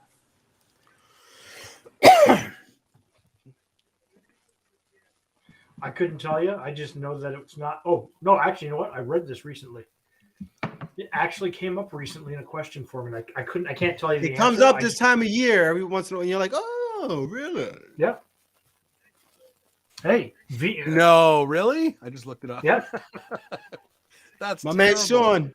Thank you, Sean. Yeah. So everybody's hopping over to make Vino feel good. I'm switching over to Vino too. Oh my gosh, All guys, right, stop! I'm turning off Joel. I do appreciate it. I do appreciate it, guys. Now, has anyone gotten it yet? I just looked it up. Nobody yet? Nobody yet? No, I don't know. That's All right. pretty crazy. It was originally called chicken feed. Yeah, because What? Chicken. it was Oh, yeah, bad enough corn, we're 'cause eating you just- candy corn. They were gonna have us eating chicken feed. Yeah, so it didn't work quite right. It's such a terrible candy. It's a hard. My wife loves it, man. Oh, But you know what? It's If you disgusting. put that into, say, vodka, it works. chicken feed. Yeah, Caesar got it. Oh yeah, Yeah, I someone saw- recently someone on TikTok recently there's a video going viral and everyone's reacting to it where they take a few people have been doing this. You take a coffee machine. Like I saw the Skittles was the first one. It was Skittles, right? It was. But now, of course, now it's Halloween, so they did it with candy corn, where they fill the filter with candy corn and they pour vodka into the water. You see, the problem problems with that kind of an idea is first of all, you're heating up the vodka. Well, and it sounds terrible. Yeah, so if you're gonna lose some of the ethanol out of the vodka because it's going to evaporate faster, so it won't be captured and circled through the filter properly. You're also going to innately change its taste just by heating it up. Second, you're putting it with this god awful candy. Yes, and third, you got to wait for it to cool down to try it. And fourth, most importantly, you're wrecking a good coffee pot because a coffee pot. I mean everything coffee. There. You could do it. I mean, obviously they're doing it just for the views on TikTok, but if you really wanted to do a candy corn infused vodka, you just put the two in a mason jar. You let it sit for a week, and I would assume even faster and then you throw it out.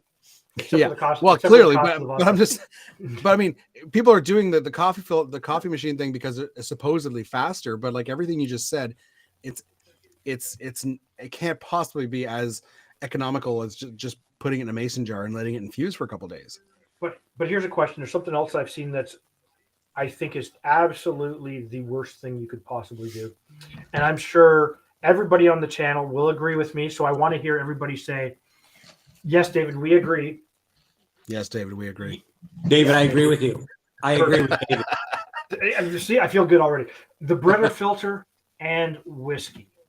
Yeah, what's going on with that? I've seen people even put vodka in a Brita, and apparently it makes it like dull. I feel like that can't be real. But I feel like what does it do on it? Apparently, it makes it more palatable. It cuts out a lot of the tannins. It cuts out the tannins. It cuts out a lot of the oils because they adhere to the charcoal. So you lose a lot of the flavor profiles, the stuff that makes whiskey taste good. Beside ethanol, like you want an ethanol, obviously, but you want those extra nuances of the different types of staves, the different type of charring, the different type of malting grains, depending on what you're using. You want all those unique flavors, and to wash them out so you have something that you can just do by the shot is a crying shame, in my opinion. Now, that's why I've never been into and I know me and Livio actually spoke about this on our pub crawl interview, which you can find on my channel. We talked about what's it called? Clarifying. I just never could get into clarifying. Good job, AG. Clarifying. Thank you. I appreciate that. If you really want to see what clarifying can do, the one I actually really enjoy was a clarifying Negroni. Yes, because it's very, and it's not only is it good, it's good cocktail, but it's also pretty visually stunning because it takes out all the red color. A clarifying Negroni is literally the cocktail we talked about most, me and Livio. Like, why would you do that to that cocktail? Yeah, that cocktail is exactly there's a reason one for that. You want to taste that way. Well, yeah, but it's definitely changing it. I'm not, but it's good. I'm not saying it's better, but it's different. It's just a technique. Here's the thing, though. When I clarified, beautiful. Go ahead, Joel. Oh, sorry. Just that Campari is a beautiful red color. I don't want to clarify. I don't want to lose that color. You know, I don't want to lose the bitterness. I don't want to lose the color. I don't want to lose anything. Yeah. Well, it's just a technique. Like, I think it's interesting. I will say when I did a clarified Mai Tai. That was definitely like, it wasn't as enjoyable. It was interesting. I think it's just one of these, like, it's fine. You try it out. Yeah, I could see the appeal in the experimentation portion of it, but you know, I couldn't make a habit of drinking like clarified. No, I mean, I went through the you know, I did a few for a little while. It's not something I do a lot because one, it takes forever. Yeah. And it could take sometimes 3 hours to filter the whole thing. You don't want to waste any of it, so you want the whole thing to filter through. But there's a couple of reasons why you do it. If you were like back in the old days and you needed to make it last forever, that's what you would do. But if you're trying to achieve a specific taste, for example, a Jean Felix from Truffles on the Rocks sent me a clarified cocktail. and I could tell it was clarified right that because you get the extra sweetness from the milk whey, right? So you get that little bit of sweetness, but it rounds stuff down. So if you're somebody that may be new to cocktails and say new to something like Campari, it's a little bit softer, not quite as bitter, and you can bring somebody to sort of step you up slowly a little bit at a time. But for a visual technique, I've tried a clarified New York sour. Actually, it was really good. It was really interesting. I've tried clarified Negronis. So let me throw this there. Let me throw this out there if I can. Yeah, absolutely. Both the idea of a clarified cocktail and then also the shot thing that's happening on TikTok with people running their vodka through the Brita filters. It is solely for social media and YouTube. Oh yeah. You know, well, that is clarifying is not because that existed long before. But here's the thing, though: like you'd never do that. At least for me, anyway. I'll say I would never do a clarification process without wanting to do it for YouTube. You know, like it's not going to be the easiest way to make a drink. It's not going to be the fastest way to make a drink. No. It's probably not going to be the best taste. But here's the thing, though. Here's for the Brita. You're doing it for the reaction videos, you know, like, but here's the thing for the clarified cocktails. The first, like when you're kind of right when you talk about clarifying a single cocktail, like clarifying a Negroni, but the first time I saw the clarification process, I forget where I saw it.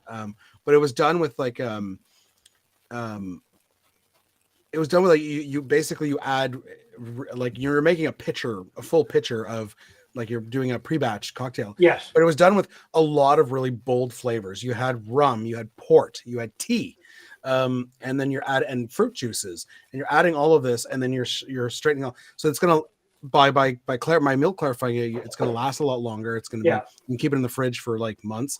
But you're also creating a huge pre-batch cocktail that you can bring. And you having used those bold flavors, yes, you're gonna lose some flavor, but that was the intent because the original thing that you put together was not drinkable.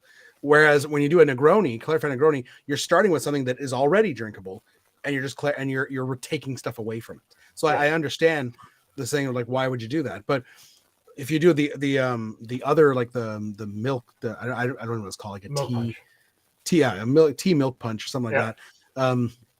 You're that original batch of stuff, no one's going to drink that. It's just a huge mishmash of like a bunch of really powerful ingredients, but then clarifying it does create a very palatable, very now Livio is correct that if you want to take your Andrew's here. Negroni, Andrew. Hey, Andrew, we are on every channel. We are it's streaming on every channel. Everyone is watching on Vinos to get me. Yes, we're sending everyone to Vino's channel so that he gets the watch Vino's time. channel for the chat. And the views. Yeah, if you want the massive chat, go to Vino's. Livio is I won't correct. be offended. Livio is correct when it comes to if you want to make an adjustment to something like the Negroni and you need to sweeten it around a little bit. You could just easily put in a bar spoon of a little bit of a simple syrup, or you could adjust it with a little bit of essential oils or some bitters, something that just rounds it in a slightly different direction. And rather than going through the process of milk clarification, now I like a good milk washed concoction, right? And I would do that if I was going to do a large concoction, if I was going to do it for myself. And then you can jam it in the fridge and walk away and come back a month later, and it's absolutely going to be fine. But if you want to do it fast, there are other adjustments you can make just by changing the ingredients. Because just by changing the type of, say, a sweet vermouth that you use, or the type of gin that you use, one that's floral, one that's dry, one that's a little sweeter, like a Genever, like Uncle Tom, right? You'll get those changes just by the spirits you use, right? And you can really do a lot by just changing. Instead of an orange peel, you could use a lemon peel, which is a softer hit of acidity, right? Or something with lime, which will give you that sharp acidity. So you can really make some serious changes there easily and faster. But as an experiment. Sorry, I want to sorry to change the subject here. Andrew, you're saying it's the middle of the day on Sunday for you. Because we've been just asking, because me and Vino and Dave have been talking, we've been wanting to get you on one of these live streams. And we figured it was like in the middle of the night for you, but if you're like on a Sunday afternoon, we could probably schedule something. See, Joel, you should be climbing through the screen and punching Rob and Vino out right now. Yeah, I mean, really quick. I do want to say, brought good drinks to the table, and I'm actively being recruited against. I want to just. We can always add people. I can have like 10 people on here. The Livio, is very small though. We could do first of all, I agree with AG. The Bouvardier, to me, is the best kind of Negroni intro. I think it's better than. I think it's easier to palate than a gin Negroni. And also, I'd love to see Livio make some those recommendations. Like maybe make a video with that. Or absolutely. I'd love to hear some recommendations. I think people would be into that because so many people want to try a Campari, but they're afraid of it. They've had it once before. They didn't like it. They're not going to do the clarification. So I think that'd be a cool video, like how to drink, Campari without throwing up for people that are not into it. We're bone dry over here. Is it time for? I think it's time for a drink. It's Dave's turn. Guys. I did my jokes. I did my quiz already, so it's Dave's turn. Dave, Dave, are you still nursing your drink? I'm still nursing it, but you know what? I'm fine. All right, let me grab a glass. Do it. Yes, I think if we have Andrew on, we have to do a Campari episode. Is there a way to boot? Is there a way to boot Andrew for saying that? Okay, so this is a build in your glass cocktail. Okay, and I'm gonna do something I haven't done for a while. What's it called again? I'm gonna go find it in my notes. This is a Malibu. Oh, Malibu. Ooh, where's Damo? Where's Damo? Malibu. So I haven't done a Malibu cocktail for a very long time. It's really simple, and you're gonna take your Dave, coconut rum. Can you remind me, is Malibu rum? Well, no, it's rum. Okay. Let me call Nathan. Let me call Nathan. Hello? Let's have that discussion. Depending on the country you were in, it can legally be called rum. However, and Malibu will classify it as a rum because they can get away with it. It is made with Caribbean rum and coconut liqueur. Right. So here in Canada, I noticed. I guess our laws are a little less strict because Malibu, our Malibu does say coconut rum liqueur. However, recently I was at the LCBO, which is our local liquor store, and there was an off-brand. I don't know. It was I don't know if it's local or whatever, but there was another coconut, another Malibu, and it was only. It was only 13% alcohol, but that's more of a liqueur. What's that? That's more of a liqueur. I know, but it said on the bottle coconut rum. So here's the thing: no liqueur. The word liqueur was nowhere to be found. Are they lying? They're not lying when they say it's Caribbean rum with coconut liqueur. They're not lying. So that's fine. They're not misleading anybody. It's because most people just call it Malibu rum. That's the problem. That's why Nathan gets very upset. And you know what?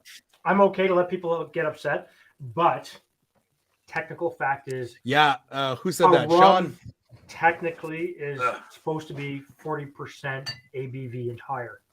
But again, depending on the country that you live in, the rules are different, and that's important. Sean's got a point. This stuff is much better. This is the best coconut rum on the market for me. I can't see on your screen because there's this big thing in front of it. It's the Which one is that? Yes. I don't have it. Rob, get me a bottle. in the chat. It's 36%, so it's legally rum. No, it's not.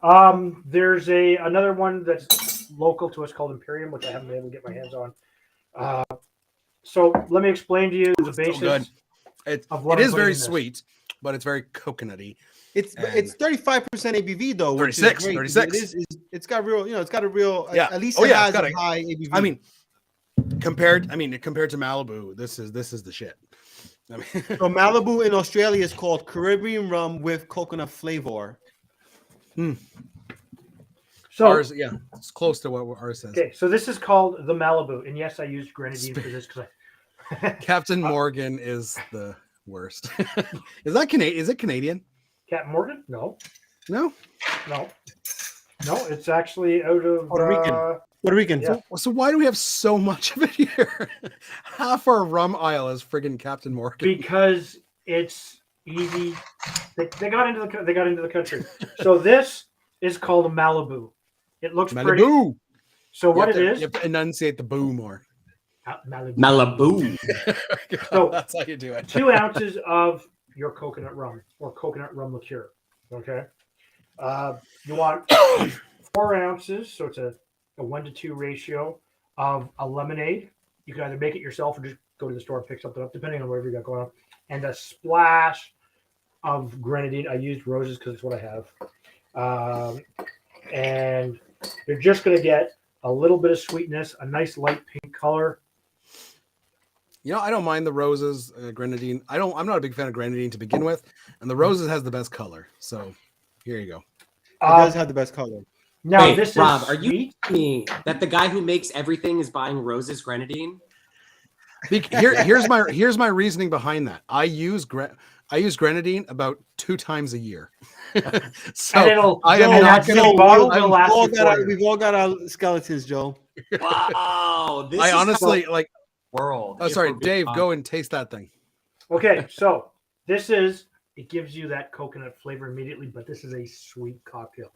You get the little bit of the lemon, but the coconut actually is front and center for this. Okay, you get a very hint of the pomegranate, but again, it's roses, so you don't actually get as much pomegranate flavor as you would as if you made it yourself.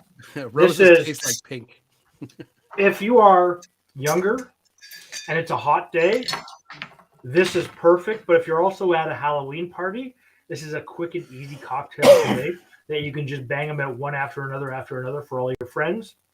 And because this is not a super high ABV, you're lowering the ABV value so that it's more sessionable. You can actually have a few more of them, and you're not going to get as drunk as fast as you would with something that's high ABV. So and this part's important, you want to make sure that for any party that you have, this is really important because you're responsible for your people consuming and leaving, right? So you want to make sure, and this is a serious note, you want to make sure that what you're serving and the amounts that you're serving are reasonable. Very, very important, because we all need to be responsible. You could ask anybody that works in a bar, your server is responsible when you walk out that door, right? Same with the person serving alcohol at home. So that's the the PSA part of today's video. Thanks, Dad. Thanks, Dad. Always drink responsibly. No, always. Nicholas Mons here has a question. I've never had coconut cartel. Is that another liqueur? I would say definitely if you're investing in trying to get your hands on some good, if you can get the shipwreck coconut, that stuff is miles ahead of Malibu. Yeah, I don't know I don't know coconut cartel. I don't know if that's a hey. Also, AG, have you tried Lieber & Co.'s grenadine? I agree, Small Hands is good. They're one of the best syrup makers, but I think Lieber & Co. is the best. I love all of their syrups. Yep. Yeah, they make good syrups. I think Andrew here made his own coconut rum, and that's definitely something that I'm going to do as well on my channel eventually. So, and like you say, he started with a 75% cane spirit. So you start with a high proof rum. Obviously, you're going to add some coconut. You're going to add some sugar. But if you start with a high proof rum, I try to do that whenever I make homemade liqueur, so to keep the ABV as high as possible. It makes a more flavorful liqueur, but it also helps with shelf life. Obviously, absolutely, if you have a higher ABV, you're going to have a better shelf life. Yep. But yeah, it's you can definitely do your own. You get basically a coconut, you do a simple syrup, and you got high proof rum. There you go. Yeah. Vodka if you want. Yes. Cheers, Nick. All right, Nick, take it easy, brother. Thanks for stopping by. Thanks for joining us. Hi, Linda. Hi, Emily. It's good to see you guys here. And I'm going to be making a Corpse Survivor number 1. I've never had the number 1. I don't think I made. Yeah, the number 2 is so. Everyone makes the number 2. Everybody drinks. Never made the number 1. Yeah. I think Vino cut the line here. What? Oh shit! What do you do? You can't skip. No, Joe, you go ahead, Joe. Go ahead. Yep. What happened? Go ahead, Joe. No, I'm just. If you're ready to go for it. Go for it. Are you ready to go? I'm ready with the card. Joe? Yeah, I'm ready. I'm gonna go for it. I made the recently I made the Corpse Reviver number green. So this the Corpse Reviver number blue is a known cocktail. However, I made my own green curacao, so I made a green version of that cocktail. So I'm going to be making the Muertito Vivo, which is kind of. So you are making it. So I had Vino's card ready. Which one are you making? The Muertito Vivo, which is a riff on the zombie. Love the zombie. That sounds fun. Put that up. I wonder what are the specs on that bad boy. What? Here we go. Ooh, that sounds good. Jägermeister. He's just going all over the 151 today. I had to do this one for you because I know you're a fan of Jägermeister. Dude, I've become such a fan. I have. Tell us what is in the Don's Mix. So Don's Mix is, and I got to be honest, I'm cheating a little bit here, but Don's Mix is a classic tiki drink ingredient that's basically a combination of grapefruit juice and cinnamon syrup. I'm just doing them separately though because I have both of those ingredients separate. Yeah, for those of you who don't know, Don the Beachcomber is one of the granddaddies of tiki, along with Trader Vic, and he was known for was he would create these mixes. So there's Don's Mix. There was like Don's Mix number 2. There was the Don's Gardenia Mix was another, and his idea for doing that was that he wanted to keep his recipes completely secretive, even from his own bartenders. So the idea is, if you're a bartender working for Don, you look at the recipe and it says, okay, a 3/4 ounce of Don's Mix. You don't know what's in that mix. Only he knows what's in that mix. So you can't steal that recipe. Go open up your own bar. Obviously, as time went on, the secrets came out, so people now know. But yeah, a lot of these, like I made the Pearl Diver on my channel, and that had the Gardenia Mix. Yes, which is a really interesting mix that has butter in it, which is pretty awesome, pretty crazy for a cocktail. Yeah, but this looks good. I'm excited about the Jaeger. Yeah, actually, I have Jaeger in my next drink as well. So Jaeger's making 2 appearances. It's kind of one of those underrated ingredients because everyone has such bad associations with it. Well, it's because everyone just did Jaeger bombs when they were in high school. So. Yeah, exactly. Just dropping it. What is it? Is it dropping a shot of Jaeger into a beer? Is that all that is? So I mean, that's all it is. Yeah. So I've made 2 Jaeger videos now, and I gotta tell you, the last one, the 2 cocktails I made for that were so good. It was the German Vacation. German Vacation is very good. I did that one. What was the other one? Shoot, the other one was really, really good.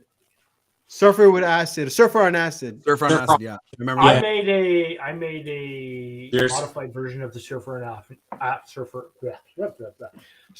acid, and it's really the modification I made. The Surfer on acid itself as a base drink, it's okay, but it's not great. But I modified it into something much better, and it's much easier to drink, much tastier. And Joel, how tasty is that drink that you're drinking? So Nicholas has a good question here. Is Pusser's rum close enough to Demerara? So Demerara rum basically just means a rum made in Guyana. So there's a bunch of different distilleries in Guyana. They tend to be kind of a darker rum, a sweeter rum. Pusser's is darker, I think. I don't have a Pusser's rum right now, but honestly, when it comes down all these tiki drinks that really call for a specific rums, you can obviously, if you want to have the authentic flavor of the original recipe, use those rums, or at least use the category of rum. Yeah. But honestly, if you're making a zombie at home, use whatever rums you have, and it'll still be good. So. But if you want to know more about the types of rums, I definitely recommend getting this book, Smuggler's Cove. This is like the Bible for tiki. Yeah, it's in my over here. Yeah. And it'll go through every, I think it's on page like 190, I think. It goes through every category of rum, and then it lists a bunch of available brands in each of those categories. And this, if you want to get into rums, want to get into tiki, this is definitely what you need. Yeah, absolutely. It's a good one. That particular resource is so helpful, and it makes me angry that other books don't do the same thing. Like I have the Amaro book, and different types of Amaro, but it doesn't necessarily give you an easy to read chart, so you know what you can swap with each other, which is why that book is so helpful. So once again, guys, we're looking for sponsorships. Smuggler's Cove and Smith and Cross. Smith and Cross. Two things from the chat. So Livio says that Don used to spell falernum backwards. Yes. So that nobody knew what he was drinking. What That's was in the drink. hilarious. So that's pretty funny. What And is also, falernum backwards? I want to look that. What is it backwards? It's He spelled it actually. Numrilov. Mail enough. That's pretty cool. You know what? Also, there's something we need to do. Surfer and acid originated as a shot. Yeah. That's correct. But there's something we have to do. A shot of Smith and Cross? No, Joel. What did your cocktail taste like? Oh yeah, go for it. This is good. It's got the cinnamon syrup and the Jägermeister combined really nicely. It's got kind of like an underlying kind of like bitterness to it from the Jaeger. It's really good. I highly recommend this. You recommend it? Would you call out of 1 to 10, 10 being the best? Where would it fall for you? It's something we haven't been doing is rating our drinks tonight. This would be a solid 7 for me. I would make this again for sure. Yeah, solid 7. So if you went to see Livio at his bar and he'd be behind his Euro bar, which he invented, by the way, and designed, and you can pick one up, look at his website. He's also got a fantastic course coming on. A lot of these people in the comments, guys, have their own channels. Yeah, so check them out. Absolutely. Everyday consumption. If you were to go to a bar, would you order it? This is something that we haven't been asking each other or any of our viewers here. Do you think these are a drink that you would order if they were presented to you on a menu? And if you're somebody that's a bartender or worked bar, would any of these drinks be something that you would offer on your menu? It's an important question, I think. So Dave, yes for me, because I like the ingredients list and if I saw it on a tiki bar menu and it had Jägermeister in the ingredients list, I would say yes, 100%. Yeah. So Dave, the two cocktails you made, what do you rate them? Okay, you made 3 already, right? So the 3 cocktails I've made 3. If you want a really good drink, the first one I made, the Devil's Cut, absolutely fantastic. Easily a 9 out of 10. Easily 9 out of 10. Wow. Okay. Cool. Easy. If you're going to have a jack-o'-lantern, you could have it any time of the year, not just Halloween. It's easily 7.5, maybe close to an 8, but again, depending on your taste. The Malibu. Sorry, Malibu. I guess I'm not getting a sponsorship. It's actually, I would say it's a 5.6, but it depends on your personal taste, and that's so key. I like it. It's an easy drink. Mm-hmm. If I had my own homemade grenadine in that, because I'd get a bit more of that pomegranate taste, and I'd make it a little bit thicker and a bit more viscous, just my personal preference. I would probably knock it up to 7. But again, things that you need to think about. Rob, how about you, Robbie? So far, the first one's my own creation, so I'm not trying to be so biased. I would give it a 6 out of 10. That's the dark and bloody. It's nice and refreshing, but it's not like super complex or anything. Mm-hmm. This next one here, the Witch Hunt, very nice sipper. Maybe 7 out of 10. Nothing's like smashing the ceiling for me yet, but I still have one to go. How about you, Joe? The first 2. I did this as 7. I'm sticking with that there. It's good. I liked the Area 151 about the same, but a little bit more because it just kind of had, with that orchat in there, it had kind of a Mai Tai vibe for me. I really liked that. So I'll give that an 8. But then the Stranger Things daiquiri, that was a 9 for me because it was so unique. That sounds like a 9. I've never had like a smoky Scotch daiquiri like that before. That was I gotta make that. That one sounds tremendous. Yeah. Tim saying the Devil's Soul is a 10 out of 10. I haven't had that in over a year, but I made it for my channel last year, and I remember it being just a flavor bomb. What's in that? I gotta look it up. All right, Peter, man. Thanks for stopping by, brother. We miss you, man. Hope to see you around. Yeah, see you later.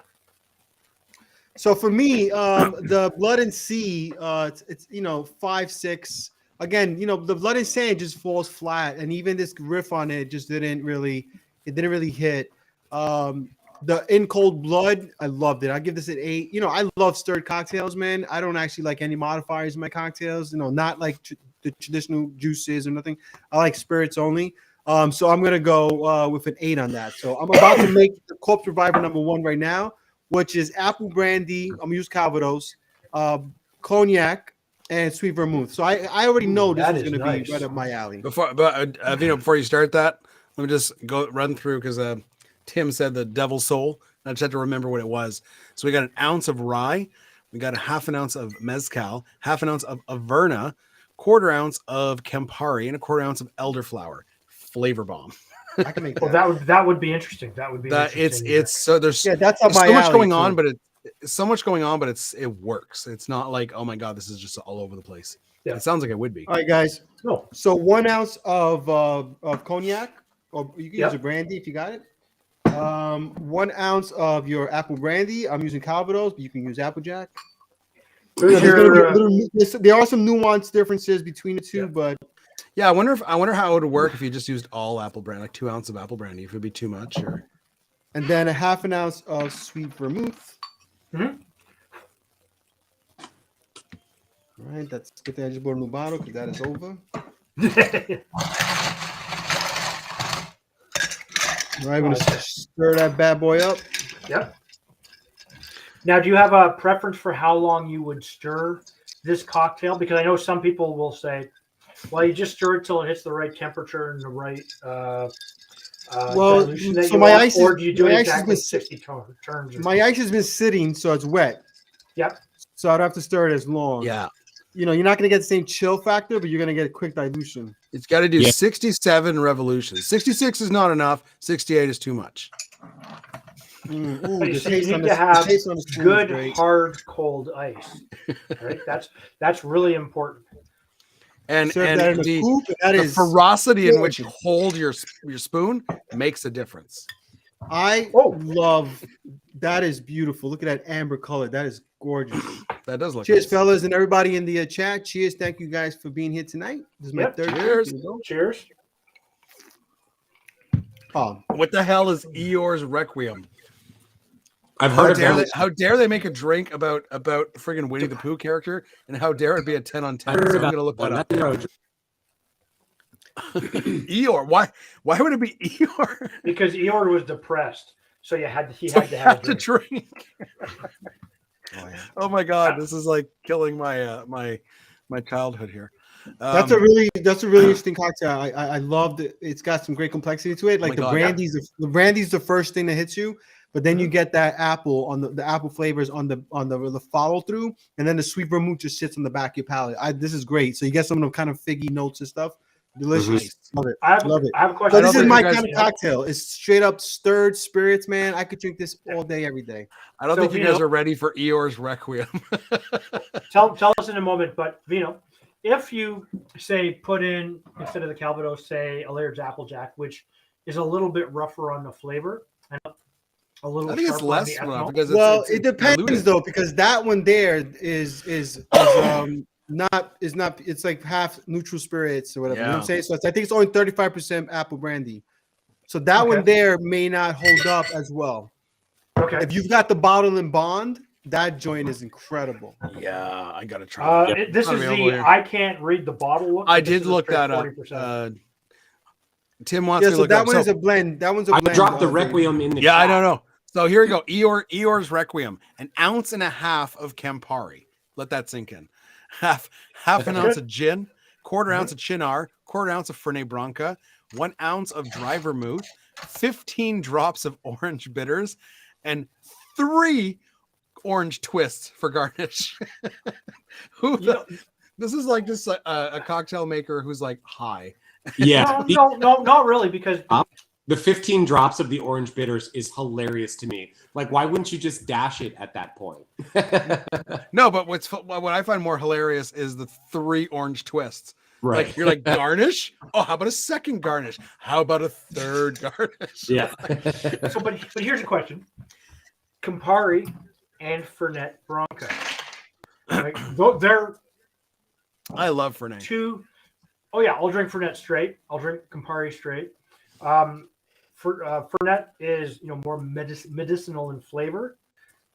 So Minty. yes, well, Even though there's no mint in it, which is awesome.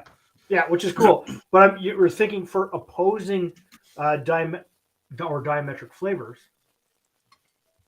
A Fernetti Negroni. Interesting. There's I gotta make this now. there's a semi-famous bartender's handshake type shot that's called the Ferrari that is literally just half Fernet and half Campari. Sounds like a plan. Yeah, it sounds like it would mess you up big time, at least in terms of the bitterness. Yeah, it's not going to mess up in terms of alcohol because it's not that bad. Oh, I think Dave wants to make it right now. How about we make that our shot at the end of this? All right, that sounds good. Okay, we always take a shot, Joel. So you got to take a shot at the end. All right. Okay. Am I next? You guys have made 3, right? All right. Yes. Yeah, you're on 3. Yeah. Oh, by the way, I give mine another 8. By the way. Another 8. Okay. Good. Mm-hmm. All right. So I am making the Death Flip. So this is a fun. So for those of you who don't know, a flip cocktail is a cocktail that utilizes a whole egg. So an eggnog. You doing the death flip? I'm doing the Death Flip. So I've never done it. We'll see how it turns out. Oh, very excited. So here we go. So we got an ounce of Blanco tequila. I'm using Terramana. Another Jägermeister cocktail. We got some Jaeger. Ilium.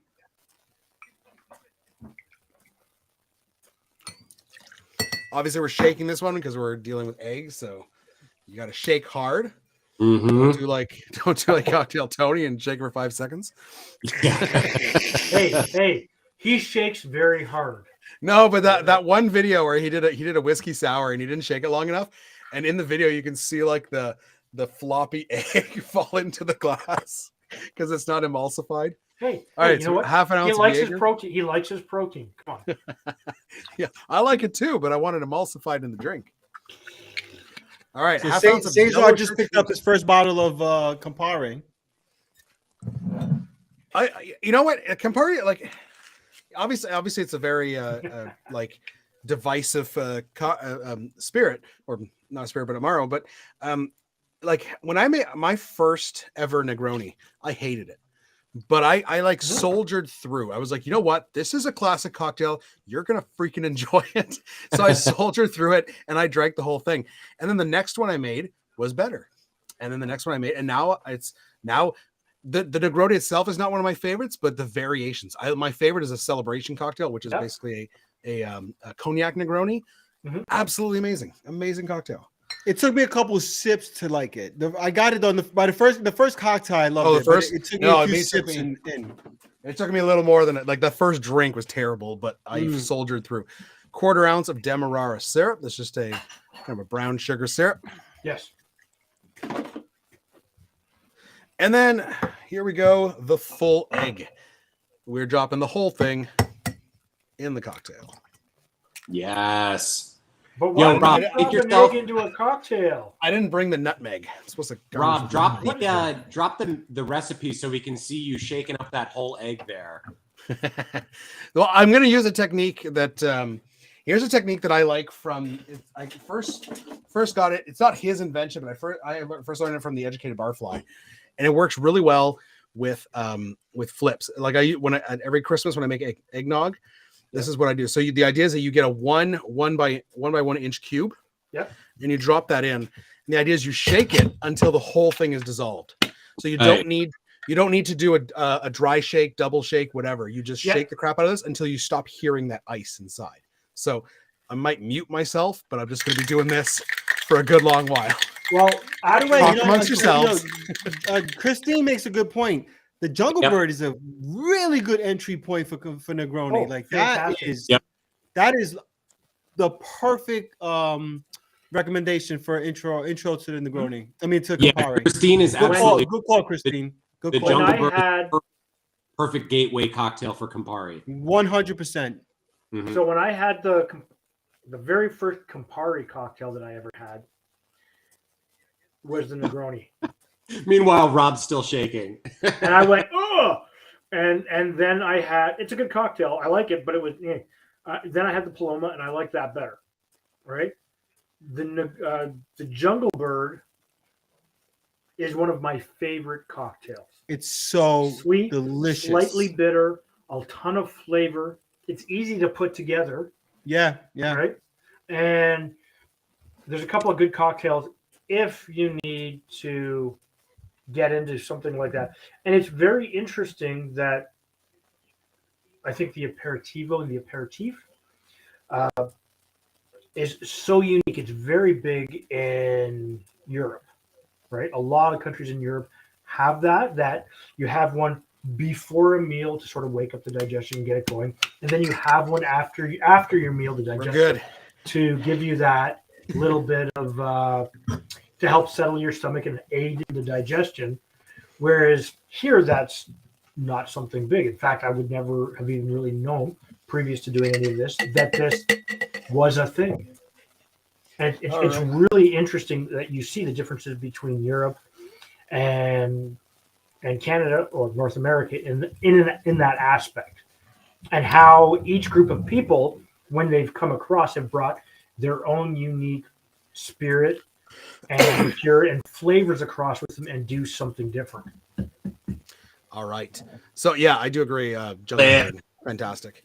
So what's great about that technique too is that now I don't even have to strain it because the ice is completely dissolved. It's chilled the cocktail. It's nice and frothy, and we can pour it into our glass. Look at that. I mean, it's basically eggnog. It looks amazing. Now here, I totally forgot. Here I would grate some fresh nutmeg on there. As David has said many times, the bartender's cocaine. Grate that on there. I didn't bring it down. I'm not going to go up and get some right now because I don't really know where it is.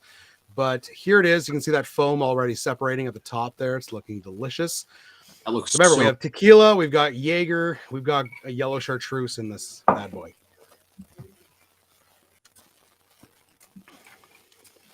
Wow.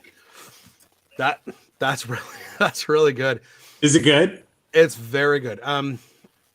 Yeah, it's very creamy, and there's no cream in here. Most eggnog recipes will have like some heavy cream as well, but just that egg is frothing. It's very creamy.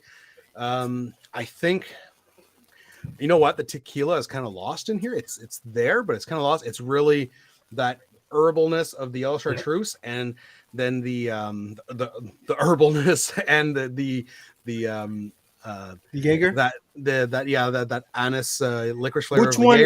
Which one shows up more, the Jaeger or the chartreuse? I think because of the anise flavor, the Jaeger comes out more. Yeah. So I have a question. And I'm not a huge fan of anise, but this is nice. If you were to swap out the tequila, very nice. Could you go with a rum? Well, you absolutely could. Again, I think the tequila is kind of getting lost. It's really Jaeger and yellow chartreuse. I think I like. What if you dropped the amounts of the aperitifs to a slightly? I wouldn't want to because it's doing such awesome things to it. No, it's really cool. But you could add a little more tequila. More tequila. I think bourbon. But would adding more make it just bourbon too would work. Alcoholically strong? Or I think bourbon, or someone said mezcal.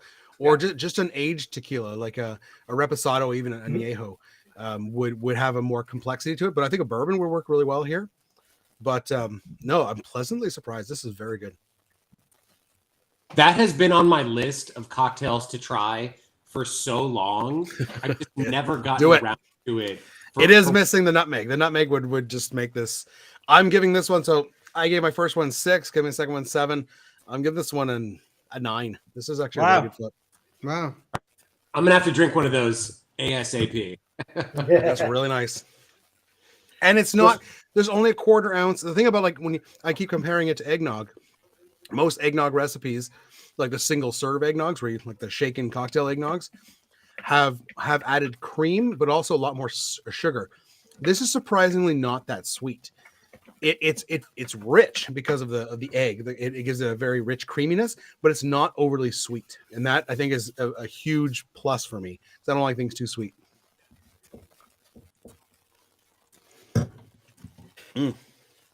Very nice. People are talking about clear ice. Yes. I definitely like to have clear. I didn't have any tonight. I used the last of it.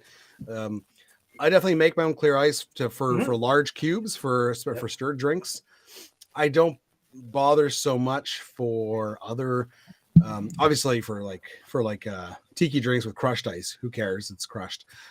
But and for shaking, I just use. I have like 1 by 1 inch molds. I just use regular ice cubes for that. Okay, so here's a good question. Everybody here, do you honestly feel, and this is an important question, including everybody on chat, clear ice versus ice that you would just make on your own in the freezer? Because I know there's a whole industry in certain parts of the US that has grown up to supply bars with beautiful clear ice, which I wish. Do you prefer it just for serving, clear ice, or do you prefer it for shaking and serving? Or does it even really matter, in your opinion? I'm sure there's like, if you get into the science of it, there's clear ice melts slower because there's less impurities, less air bubbles and whatever. Like there's science behind it, sure. But I think the biggest difference it makes is aesthetically. It's more pleasing to look at. You get an old fashioned in a nice old fashioned glass, and the ice is crystal clear, and you can see right through it. That is such a nicer looking drink than seeing a cube like a big white like cloudy patch. But in terms of taste, there's been videos on YouTube. I think even Barfly did one where, actually no, it wasn't. I don't know if it was him or Vlad. One of them did it, where you could see the difference in terms of dilution. Yeah. But taste wise, there's no real difference in the way the ice tastes. That doesn't make it. Yeah, I think a lot. Yeah, I think it's more structurally sound, so it'll melt slower. But it's just a dilution issue. Yeah. I agree with Andrew. I wouldn't shake with it. It just seems like a waste. Yeah, but you would never make small ice cubes of. The point is to make a big block and cut them into squares. Yeah. Unless you have a big industrial freezer and you're making like huge giant blocks of clear ice, or you're able to buy clear ice somewhere, then go right ahead and use it for everything. But for me, like I've got enough space for a small cooler. When I do one batch of clear ice, it gets me about 6 to 8 large cubes for old fashions. And I try to keep them for that purpose, for making stirred drinks. I try not to waste them for shaking. Yeah. I'm not very, my skills at cutting them is not great. So I've tried making the big spears to put into Collins glasses. They never come out good. So I just don't bother.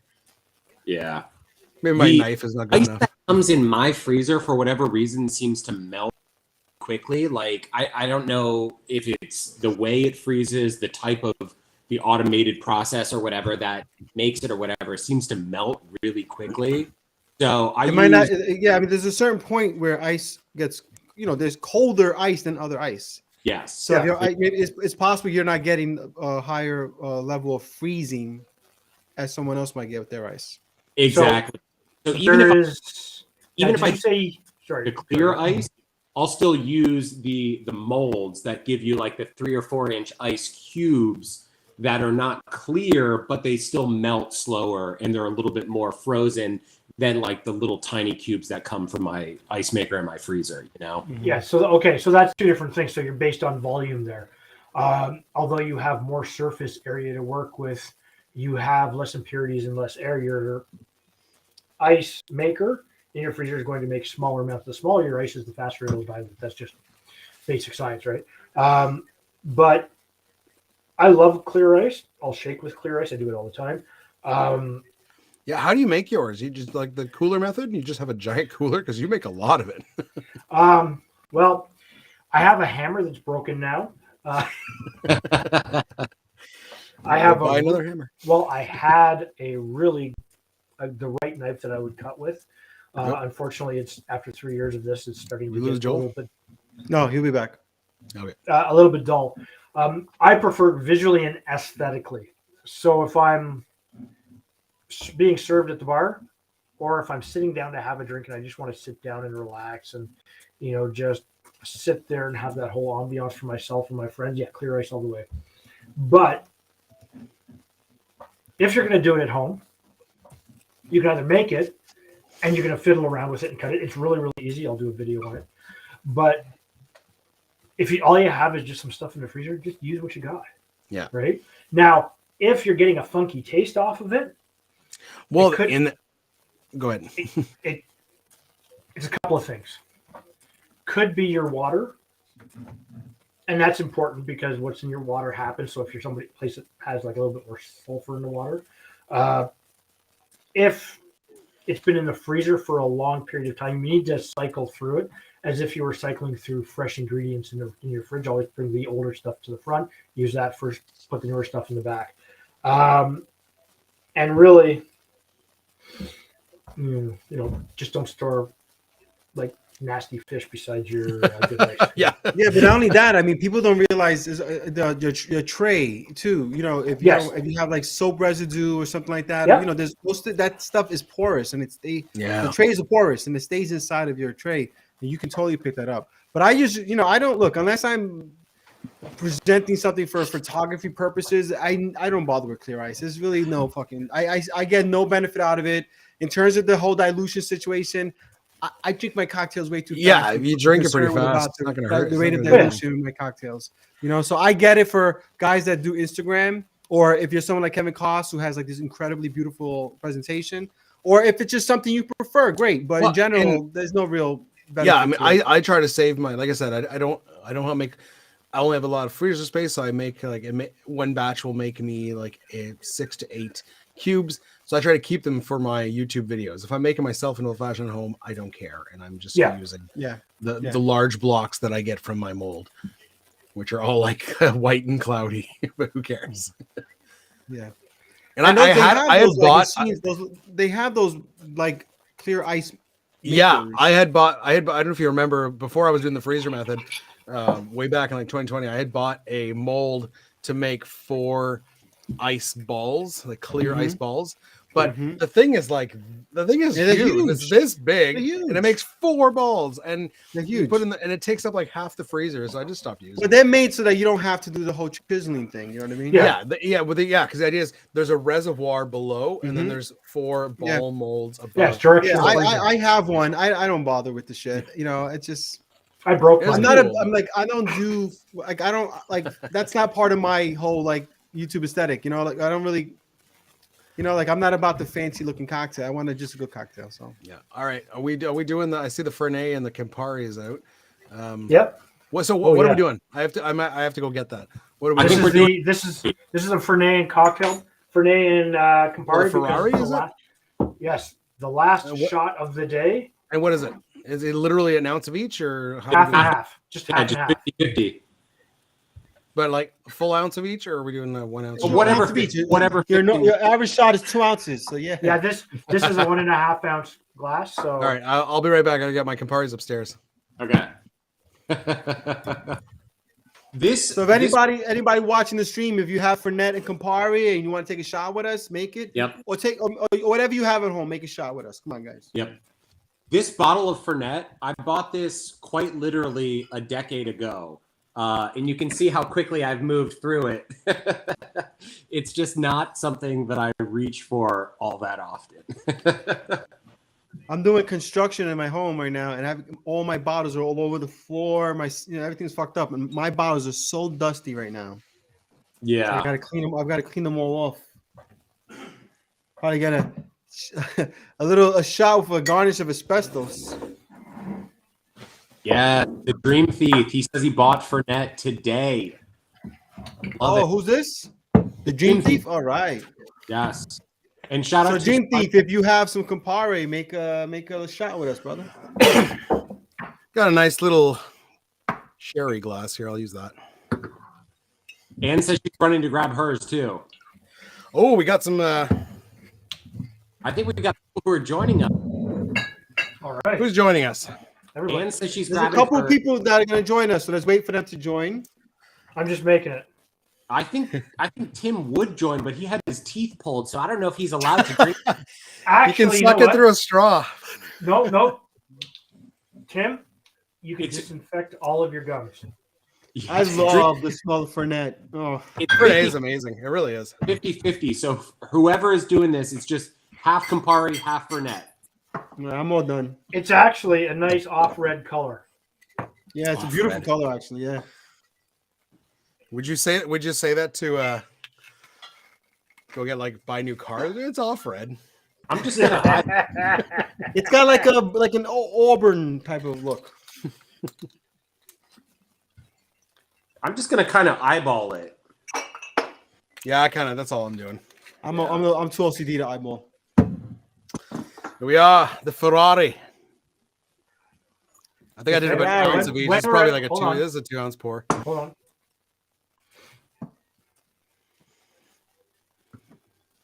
I'm ready. I'm ready. When you guys are. Happy Halloween, Well everyone. done, This'll be good. Well done with my Club Survivor. What's that? Okay, yeah. All right. Cilantro. Ooh. Drinking Cheers, buddies. folks. Happy Halloween to all Happy of Halloween. you. Have a fun, safe, happy That Halloween. was good. Ooh. Oh, The Fernet actually comes kicking through at the end. they know what that. This is the wrong holiday. That's Christmassy. Totally, right? That's totally Christmassy. Hey, a Ferrari goes fast. You know what? Chestnuts roasting on an open fire. That was the first thing that came to mind. It's this is Christmassy.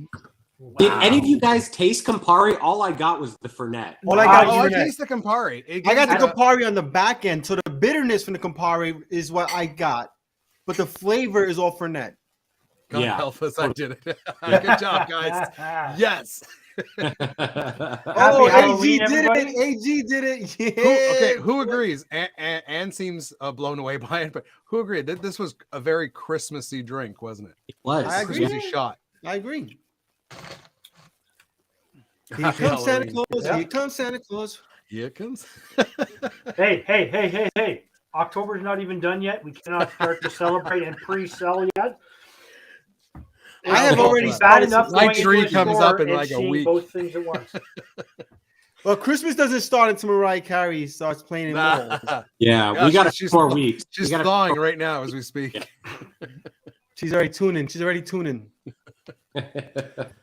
Well, that was a good way to send it off, right? No, absolutely. Yeah, that was actually quite nice. I look forward to joining everybody for the next Drinking Buddies episode. We'll be back, folks. We'll be back. You're gonna meet, right? We are not doing a brain hemorrhage. Oh, although it would have been more appropriate for right? Halloween. And I'll be back too, not Andrew or Livio, right? We can we can have more guests. This thing fits like 10 people. I'd like to Well, thank once I every get one of our viewers for turning in. my apartment all fixed up and whatnot, Joel will be coming over, and Oh, we're yeah. gonna do it. We're gonna do Yeah, an you guys are pretty close by. an in-person collaboration. So really looking forward to that. Hopefully sometime late November, early December. Yep. So Awesome. keep your eyes out for that, because Joe is a fellow New Yorker, Yep. and so that'll be fun. All right, Well, you know what? I want to say thank you to all of our viewers for coming in. Thank you to Joel Yes. for putting thanks, up Joel. with This us was a lot of and fun. joining us. Hope you had fun.